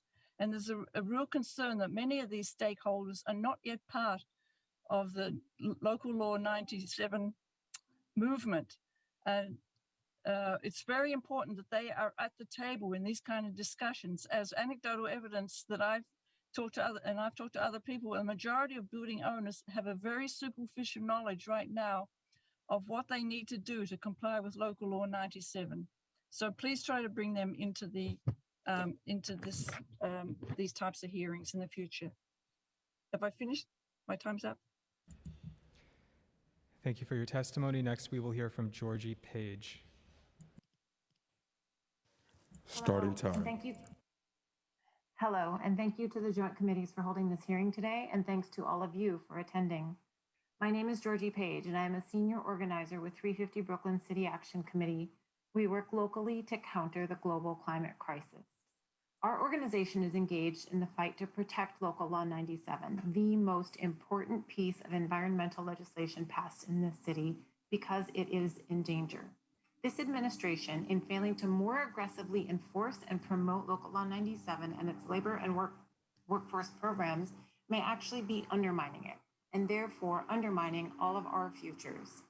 As I write this testimony, I know that there is much more I could say to elaborate on why we need to enforce Local Law 97 as if our lives depend on it, because they do. And there is much to be said on the value of training programs and resulting volumes of good green jobs that would result from this enforcement. But to be honest, I feel that it's important for some of us to step outside of our own realities for a moment and think about the urgency of these jobs, training, and even basic educational needs for the individuals that we typically refer to in aggregate. I want to talk about the time I spent tutoring adults here in New York City through a group called Literacy Partners, teaching them to read. I'm thinking of how in their spare hours per week, their few spare hours per week, these workers, many of them manual laborers, were striving for dignity, striving to live a fuller life than the one that fate had assigned them. They showed up faithfully to a donated cafeteria space in an anonymous building downtown, and they worked humbly and painstakingly with me, with my rudimentary training, to learn basic phonics. I'm talking about how to read the words cat and dog. These workers need us. So while this was an amazing literacy program, and we were all grateful for the experience, in a wealthy democracy, our workforce with their diverse needs should really not have to rely on the goodwill of a handful of volunteers to make sure they are supported and properly educated and trained. Time expired. We pay dearly to this city government and taxes, and so everything in this city should be world-class, but it is not. Far from it. Our workforce is looking to you to secure a broad range of opportunities and training, the solutions that will make their lives livable and maybe someday even joyful. Thank you. Thank you. Next, we'll hear from Sarah Orleans Reed. You may begin when indicated. Starting time. Thank you. My name is Sarah Orleans Reed. I am a labor researcher and a volunteer with 350 Brooklyn. Thank you to the committee chairs for holding this hearing today. This law is critically important for New York City, but our success in implementing it goes far beyond these boundaries. We can and must demonstrate how our ambitious climate law can benefit people tangibly by creating jobs and reducing local pollution and energy costs. If we do, Local Law 97 will have positive ripple impacts across the world. This means sending a strong signal now from the administration about enforcing the law's penalty structure, which gives it teeth, and limiting the use of renewable energy credits. When we talk about climate action and green jobs, we must remember that we are losing this battle at the federal level. In spite of overwhelming public support for job-creating climate measures, the federal government has not made the major investments that we need to meet our international climate commitments. This should terrify all of us. The vacuum at the federal level means that populist democratic states and cities like ours, we're on the hook. By passing Local Law 97 in 2019, New York City signaled to the world that we were up for this challenge. The Urban Green Building Council characterizes Local Law 97 as the strongest buildings emissions law anywhere in the world. While the proposed Amazon headquarters in 2019 promised 25,000 jobs, simply enforcing our existing law could create 5 to 6 times that without shelling out tax benefits to one of the world's wealthiest corporations. The city can also make sure the jobs created are good ones by investing in union-linked apprenticeships, pre-apprenticeships, and certification training programs. Seeing our city's workforce thrive while its pollution level reduces is critical for climate action worldwide, since our media and cultural visibility is so disproportionate. Local Law 97 has already been held up by global networks and organizations such as C40 as a model for others worldwide. Even more concretely, our commitment to implementation can change the status quo of the building profession. Earlier this year, I failed to convince my mother, who lives in Philadelphia. Time expired. Thank you. In conclusion, I want to say we need to be the city on the hill for the rest of the world, not the house of cards. Thank you for your testimony. Next, we'll hear from Danielle Manley. You may begin when indicated. Starting time. Hi, good afternoon, committee chairs and members. My name is Danielle Manley, and I'm policy manager at Urban Green Council, a nonprofit focused on reducing the carbon footprint of the city's buildings. Thank you so much to the city council and staff today for your continued focus on Local Law 97. And we also appreciate the commitment of Commissioner Agrawala, DOB, and MOCEJ to full implementation and mobilization of the law and the city's retrofit market workforce. Today, we're sharing key research and recommendations from our work on this topic, and full details are in my written comments. So first is that Local Law 97 has an enormous potential to drive unprecedented growth in the city's green workforce. Many today have cited our retrofit market analysis, which found that if all buildings choose efficiency retrofits to meet their carbon caps, the law could drive as much as $20 billion of investments into buildings and over 140,000 jobs by 2030. These findings underscore how prioritizing building efficiency and electrification will lead to major carbon savings and tens of thousands of local jobs. And to realize that workforce potential, we recommend the following. The first is to swiftly finalize the details for the first compliance period, because the market needs certainty to plan compliance strategies, operational improvements, and capital upgrades before 2024. With advisory board input, rulemaking can start now on outstanding questions. Second is to maximize compliance through efficiency and electrification work. As a way to do this, Urban Green strongly supports a new option for owners to pay into an equitable buildings fund. This would both help to pay for upgrades in affordable housing and divert dollars to work in buildings instead of penalties. We were glad to hear the commissioner's support in the April hearing for exploring this option. And third, we need more resources and training and to jumpstart work in city-owned buildings, because this transformation is going to require that education and retraining for workers across the building trades happens for new technologies and practices. For example, Urban Green has created training for plumbers with Local Union 1 on new heat pump water heater technologies. The city should be exploring supporting qualified organizations that can develop targeted training to reach workers. And my last point is that the city can also focus on work in public buildings to lead by example, like the programs that the commissioner highlighted earlier to help scale workforce knowledge, expertise, and experience for the broader market. Thanks so much for letting me comment today at this hearing. Thank you for your testimony. The next 4 registered witnesses we'll call on are John Pope, Bill Nowak, Stephen Sears, and Donald Baird. John Pope, you may begin when indicated. Starting time. Good afternoon, everybody. My name is John Pope, and I'm the owner and the operator of a small general contracting business here in New York City. I'm here in full support of implementing Local Law 97. We're in a climate crisis, and by all reports, we have very little time left to act to avoid the dire consequences of inaction. We've all seen the devastation of the early stages of climate change, and it sounds to me like we all agree that we need to do something about it. We saw the devastation of Sandy, we've seen the devastation of Ida, and we know the effects of fossil fuel on respiratory health here in the city. Local Law 97 moves our city to engage in the solution, not hope that someone else solves this. The implementation of Local Law 97 will create jobs across the city. Perhaps more importantly, I don't see where this takes any jobs away. There are more jobs for plumbers, electricians, carpenters, and the list goes on. Local Law 97 is a solid piece of climate legislation at the scale required to be effective, but only if it's fully implemented. Otherwise, it's just words, and we really need to get to work. As many have testified before me, we have the knowledge, technology, and skills needed to retrofit these buildings and dramatically reduce our emissions in the city. We're upgrading our clients' energy efficiency every day. We install new windows, we blow in insulation, we're sealing building envelopes. This money's not wasted, it's a good investment. Reducing the energy use straight up reduces energy costs. Retrofitting buildings for efficiency also makes them much more comfortable to be in. I don't know about everyone here, but I've lived in some pretty uncomfortable buildings since I've moved to New York City. I think the experience of opening the windows in the winter because it's too hot in my apartment may speak volumes to the need to fully implement Local Law 97. Finally, I'd like to say thank you to everyone here and for this excellent testimony before me. I'd like to thank the committees for holding this hearing. Time expired. I'd like to say if we're really going to do something about climate change, fully implementing Local Law 97 is what it's going to look like. New York City's a leader. New York City has that can-do spirit. We can do this, and we can show the world that it can be done. Thank you. Thank you. We will next hear from Bill Nowak. You may begin when indicated. Starting time. Thank you.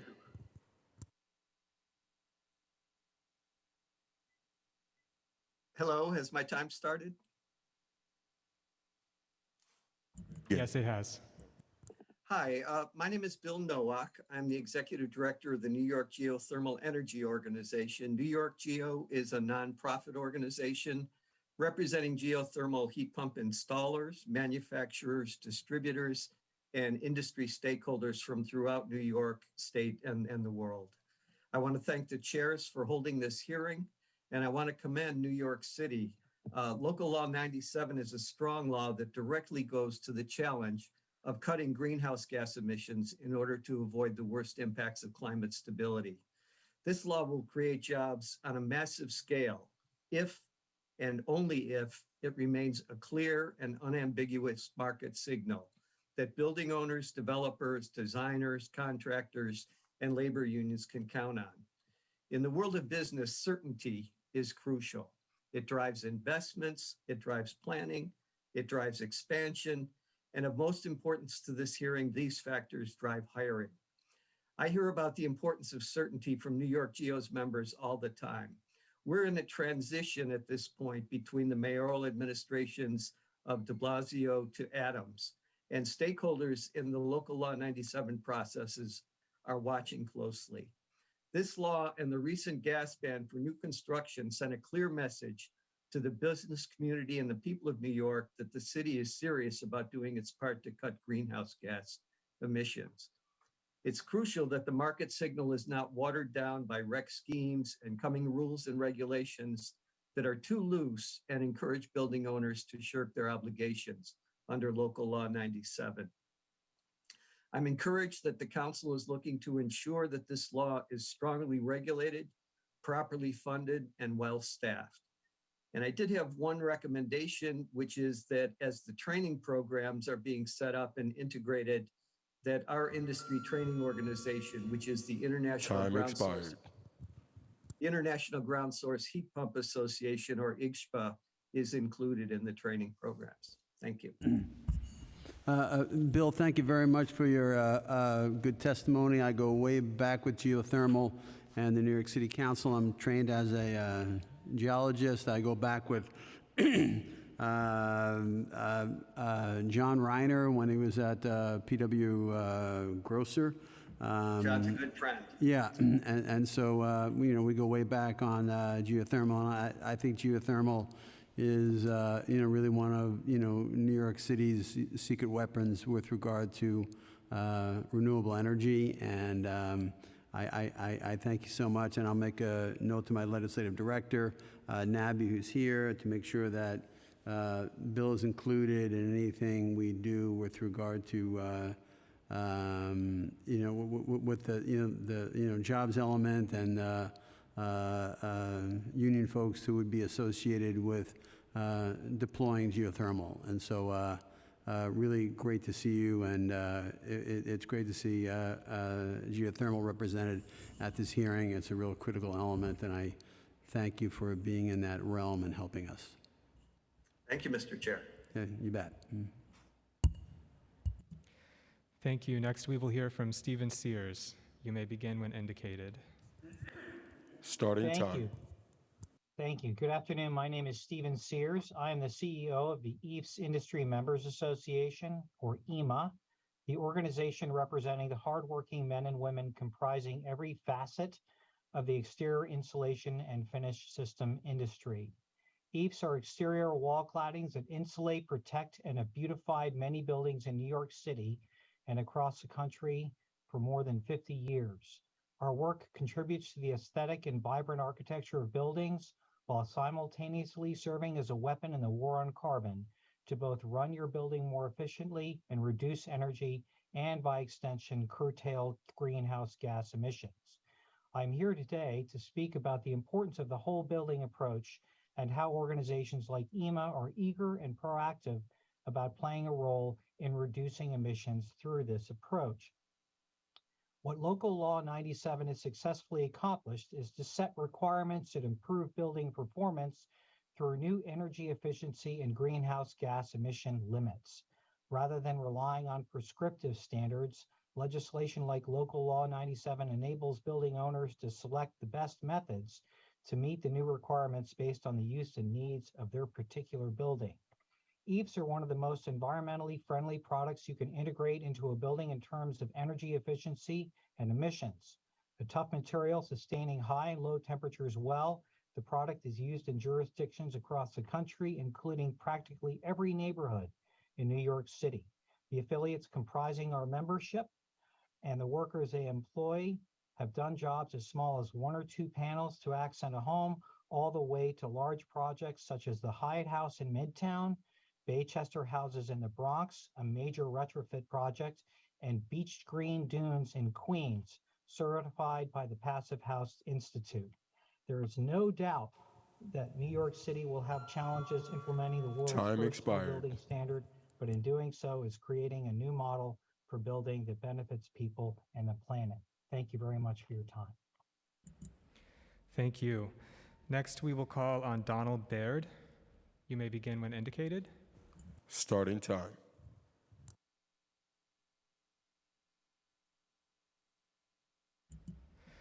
Donald Baird not appearing to be in attendance. We will call upon the next 4 registered witnesses in the following order: Martha Sickles, Caleb Crawford, Shay O'Reilly, and Richard Lee.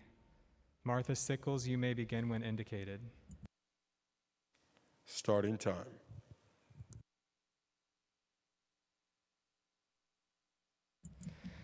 Martha Sickles does not appear to be in attendance. Next, we will call on Caleb Crawford. You may begin when indicated. Starting time. I'd like to thank the chairs for the opportunity to testify. The American Institute of Architects New York, also known as AIA New York, is a professional organization representing nearly 6,000 of New York City's architects and related professionals. I'm testifying today on behalf of the AIA Committee on the Environment, but this may be testimony for the chapter, but the draft is still working its way up the hierarchy. I'll know in a day. Among the weak spots in the endeavor of Local Law 97 is a workforce capable of delivering high-performance buildings and electrifying everything possible. It is our belief that at all levels, we do not yet have the necessary workforce. Buildings are long-term projects. Compliance with the 2030 and 2050 goals start now. We can't just sort of wait, right? As many people have mentioned, we have the means for building and retrofitting zero emissions, high performance buildings today, buildings capable of meeting the 2050 goals of Local Law 97. High performance construction is highly precise and requires a skilled workforce to realize. And fortunately, at best, the vast majority of our buildings, our new buildings, are actually barely complying with the status quo, which is compliance with the building codes and the energy codes, let alone meeting the demands of 2030 and 2050. So Economics 101, supply and demand.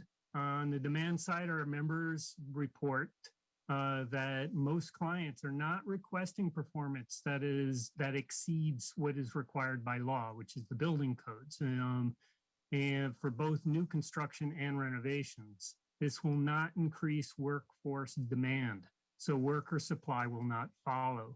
On the supply side, the entire building ecosystem needs to be trained and prepared. Owners, developers, building managers, contractors. Time expired. In architecture and engineering firms. So, and we would like to invite the council members and staffers of these committees to undertake a course in Passive House, because we're confident that a level of understanding will help produce productive policy decisions. So I encourage the council to become trained. Thank you. Thank you for your testimony. Next, we will call on Shay O'Reilly. You may begin when indicated. Starting time. Hey, good afternoon. I'm a staff organizer at the Sierra Club, the nation's oldest and largest grassroots environmental organization, with approximately 120,000 members and supporters in New York City. We want to underscore that the economic benefits of Local Law 97 from the strength of its implementation. So if you want the most jobs, you need the strongest implementation standards. To us, this means three things.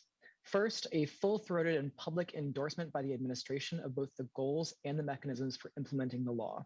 Landlords must be expected to do the right thing and penalized if they do not reduce the emissions of their buildings. As always, we would much rather see emissions reduced than polluters fined, but we know that you often must be willing to fine bad actors to get these reductions.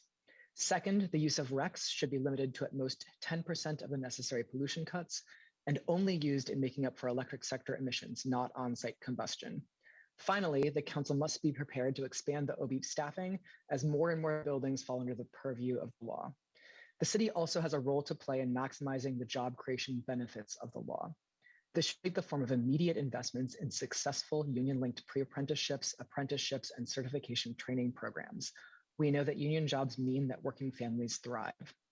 For city-owned other public buildings, it's important that the city implement project labor agreements and community hiring that ensures we are meeting the goals of hiring frontline community members into family-sustaining careers. The Build It Back program following Superstorm Sandy is a great model for the city to follow. Thank you for your attention to this, and we look forward to working with you in the future to make sure that we can address climate change and create good jobs for New York. Thank you. Next, we will call on Richard Lee. You may begin when indicated. Starting time.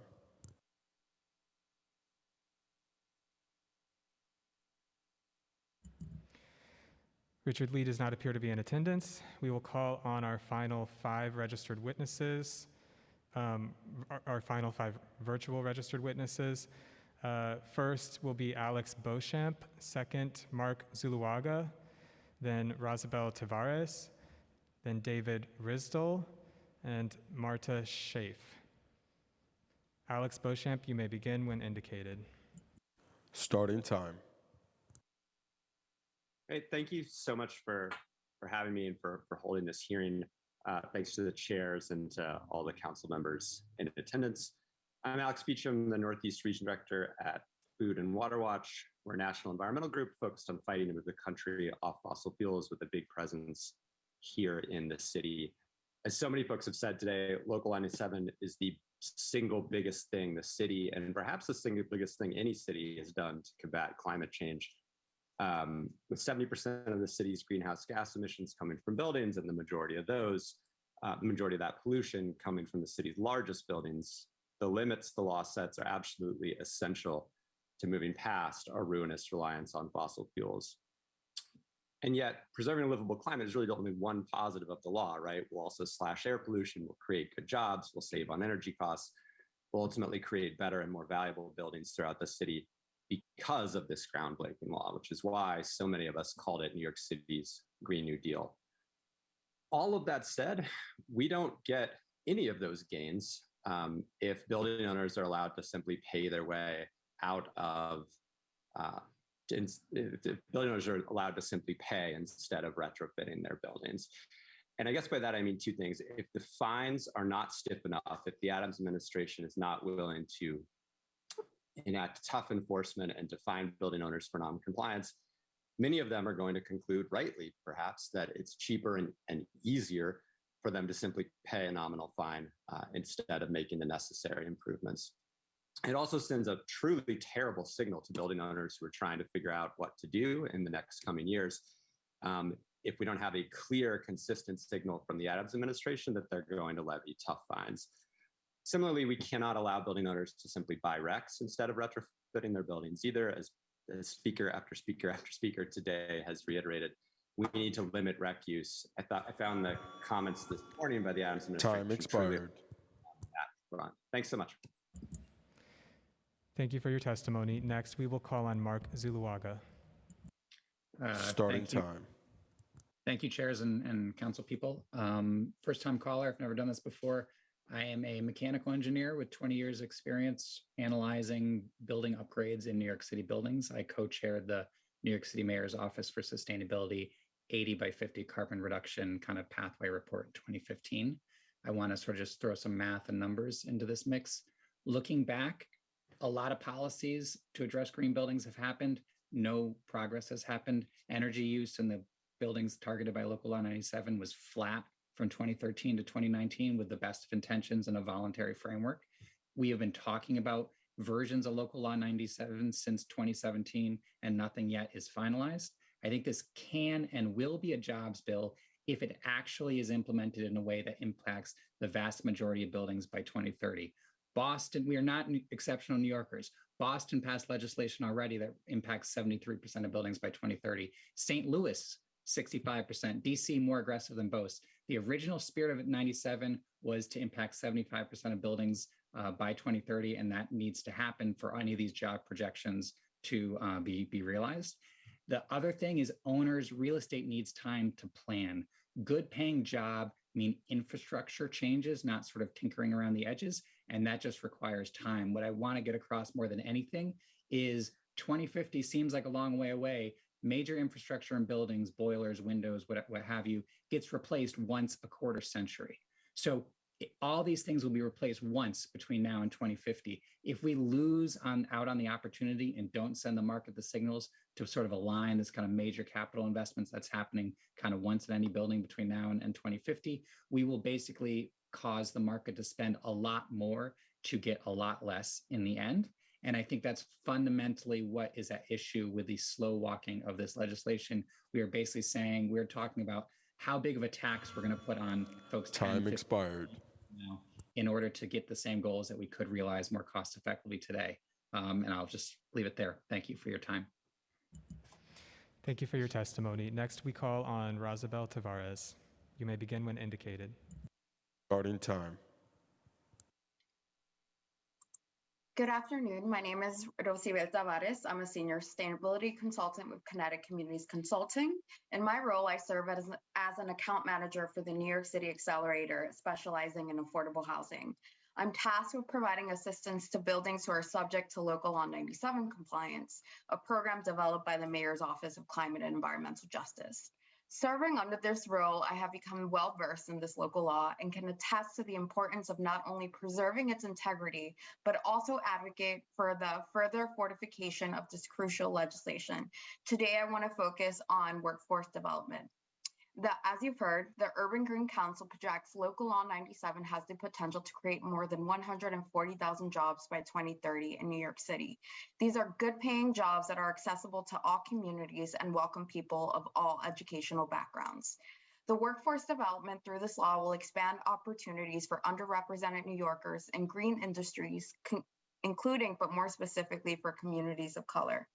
An existing model we can build on to achieve this is the Build It Back program. Launched after Hurricane Sandy hit New York City, it is a successful community hiring model the city should build upon. The community hiring program, which focused on union apprenticeship placement and job placement, created more than 13,000 direct jobs and exceeded its 20% local hiring goal. Climate justice communities are already facing the effects of climate change and are clamoring for more action. We cannot continue prioritizing the financial interests of real estate billionaires over the safety and preservation of marginalized frontline communities. Weakening Local Law 97 will continue to put these communities in danger and deprive them of access to this new pool of green-collar jobs, which allow them the opportunity to elevate themselves and their communities, especially in the light of the pandemic. I again warn against the real catastrophic cost of weakening Local Law 97 and again ask that instead we commit and start moving towards strengthening this law. Thank you so much. Thank you. Next, we'll call on David Risdell. You may begin when indicated. Starting time. Thank you so much for holding this hearing. My name is David Risdell. I'm here as a New Yorker and a volunteer with 350 Brooklyn. I remember when Local 97 was passed and how excited I was and still am for the future of our city and for our green economy.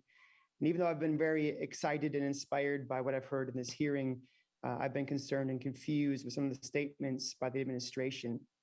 I know the debate on the details of this law, that debate is going on right now, but I urge the city to quickly come out with those specifics. This law needs early and consistent messaging from the administration on expectations for compliance, or building owners won't have the incentive to begin the work. And this message isn't consistent and clear and strong. Many of them will wait too long to embark on these retrofits, frustrating compliance with crucial deadlines and slowing the development of a green workforce. I love what Mark just said about how these buildings that were targeted from 2013 to 2019 did nothing out of volunteering. We need real penalties for people to move forward. And I'm concerned that these penalties are being watered down. I'm concerned with what I perceive as a lack of funding and staffing of entities that are focused on research development and job training. And I'm concerned that building owners will find loopholes so they can avoid making physical improvements to their buildings, which many people have said, being able to buy and use RECs as opposed to real retrofits. One example is I'm thrilled by these new Tier 4 green energy projects that are already in motion. I can't wait for all that clean, good energy to flow into New York, but this green energy shouldn't replace important building retrofits.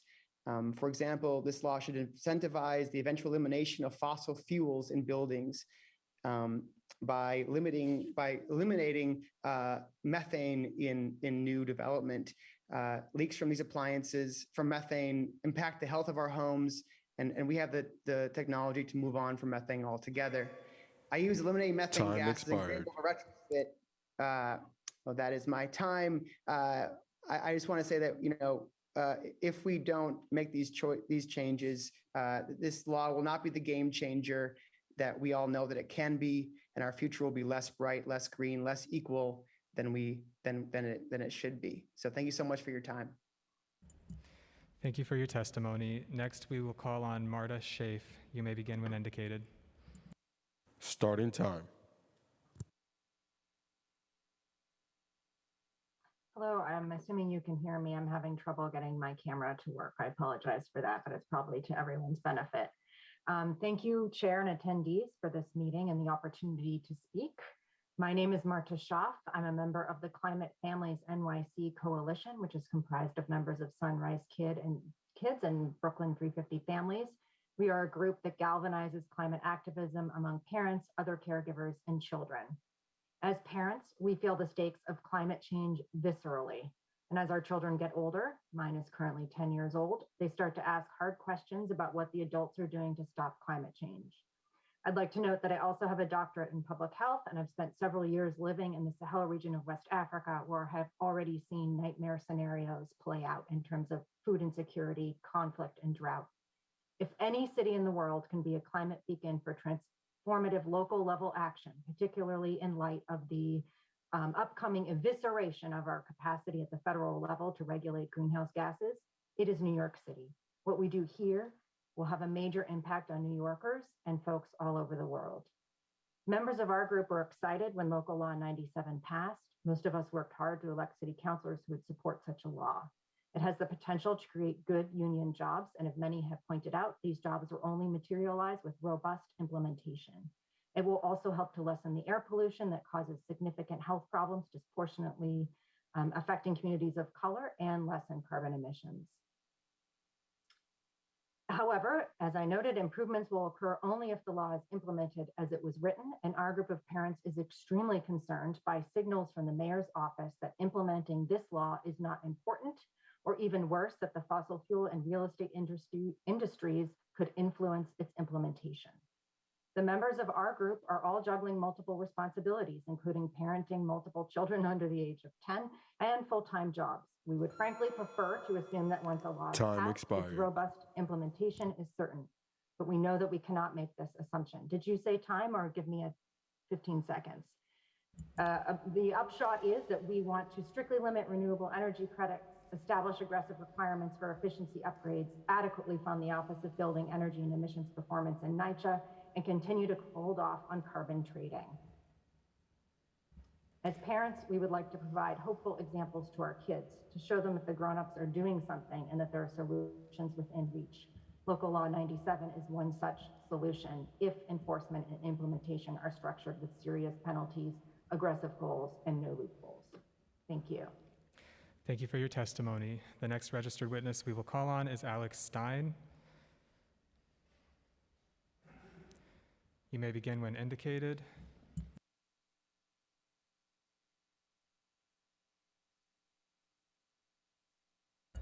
You got to put on your microphone. Can you hear me? Yep. Okay, yeah, sorry about that, guys. I've been sitting here all day.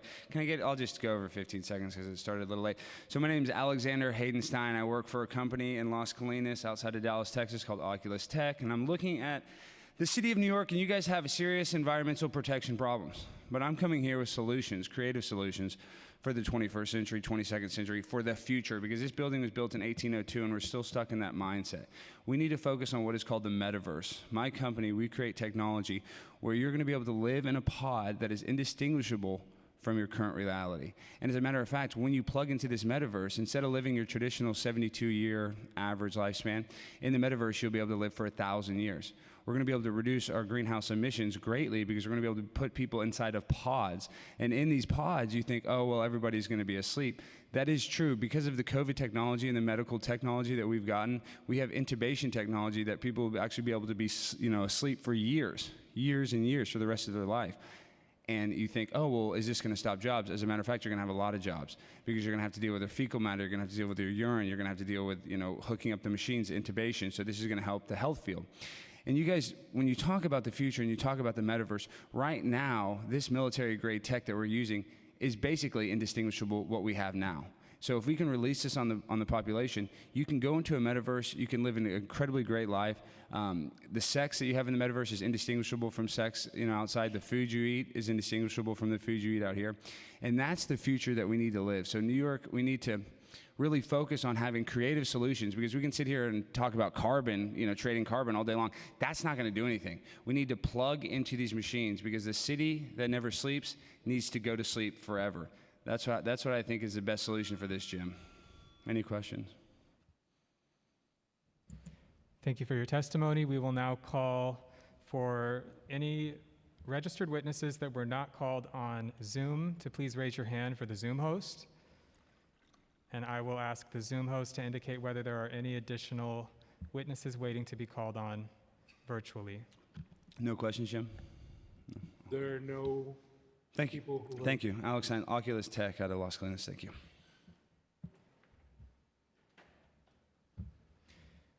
It does not appear that we have any registered witnesses waiting to be called upon in Zoom. We have one.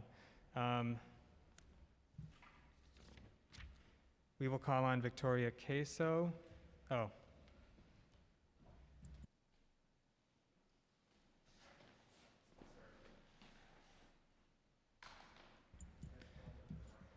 There being no additional witnesses that did not testify, we have now concluded the testimony portion of this hearing.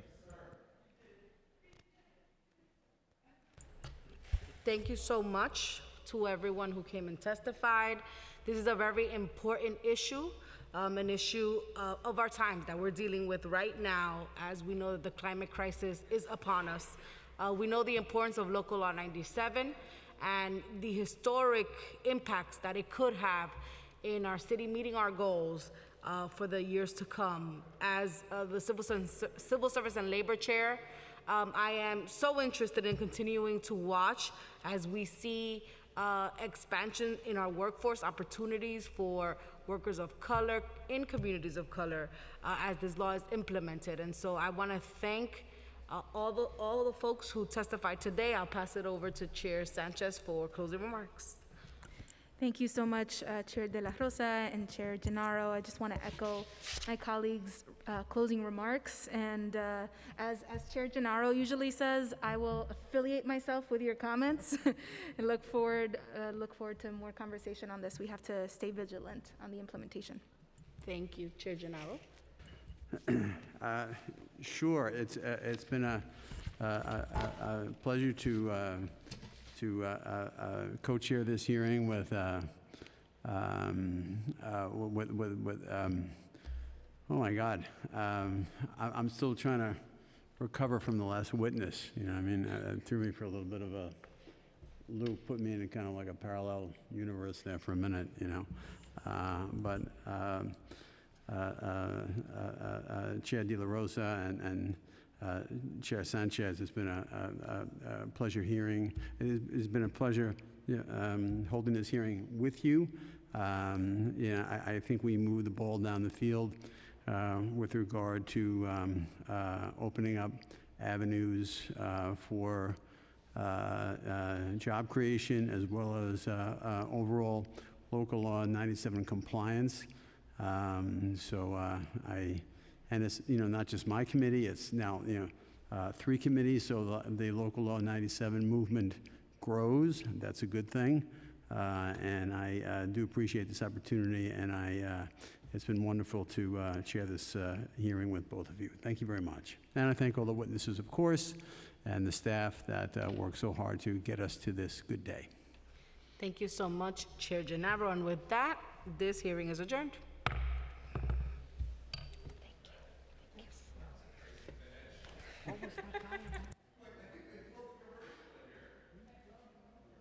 Recording stopped.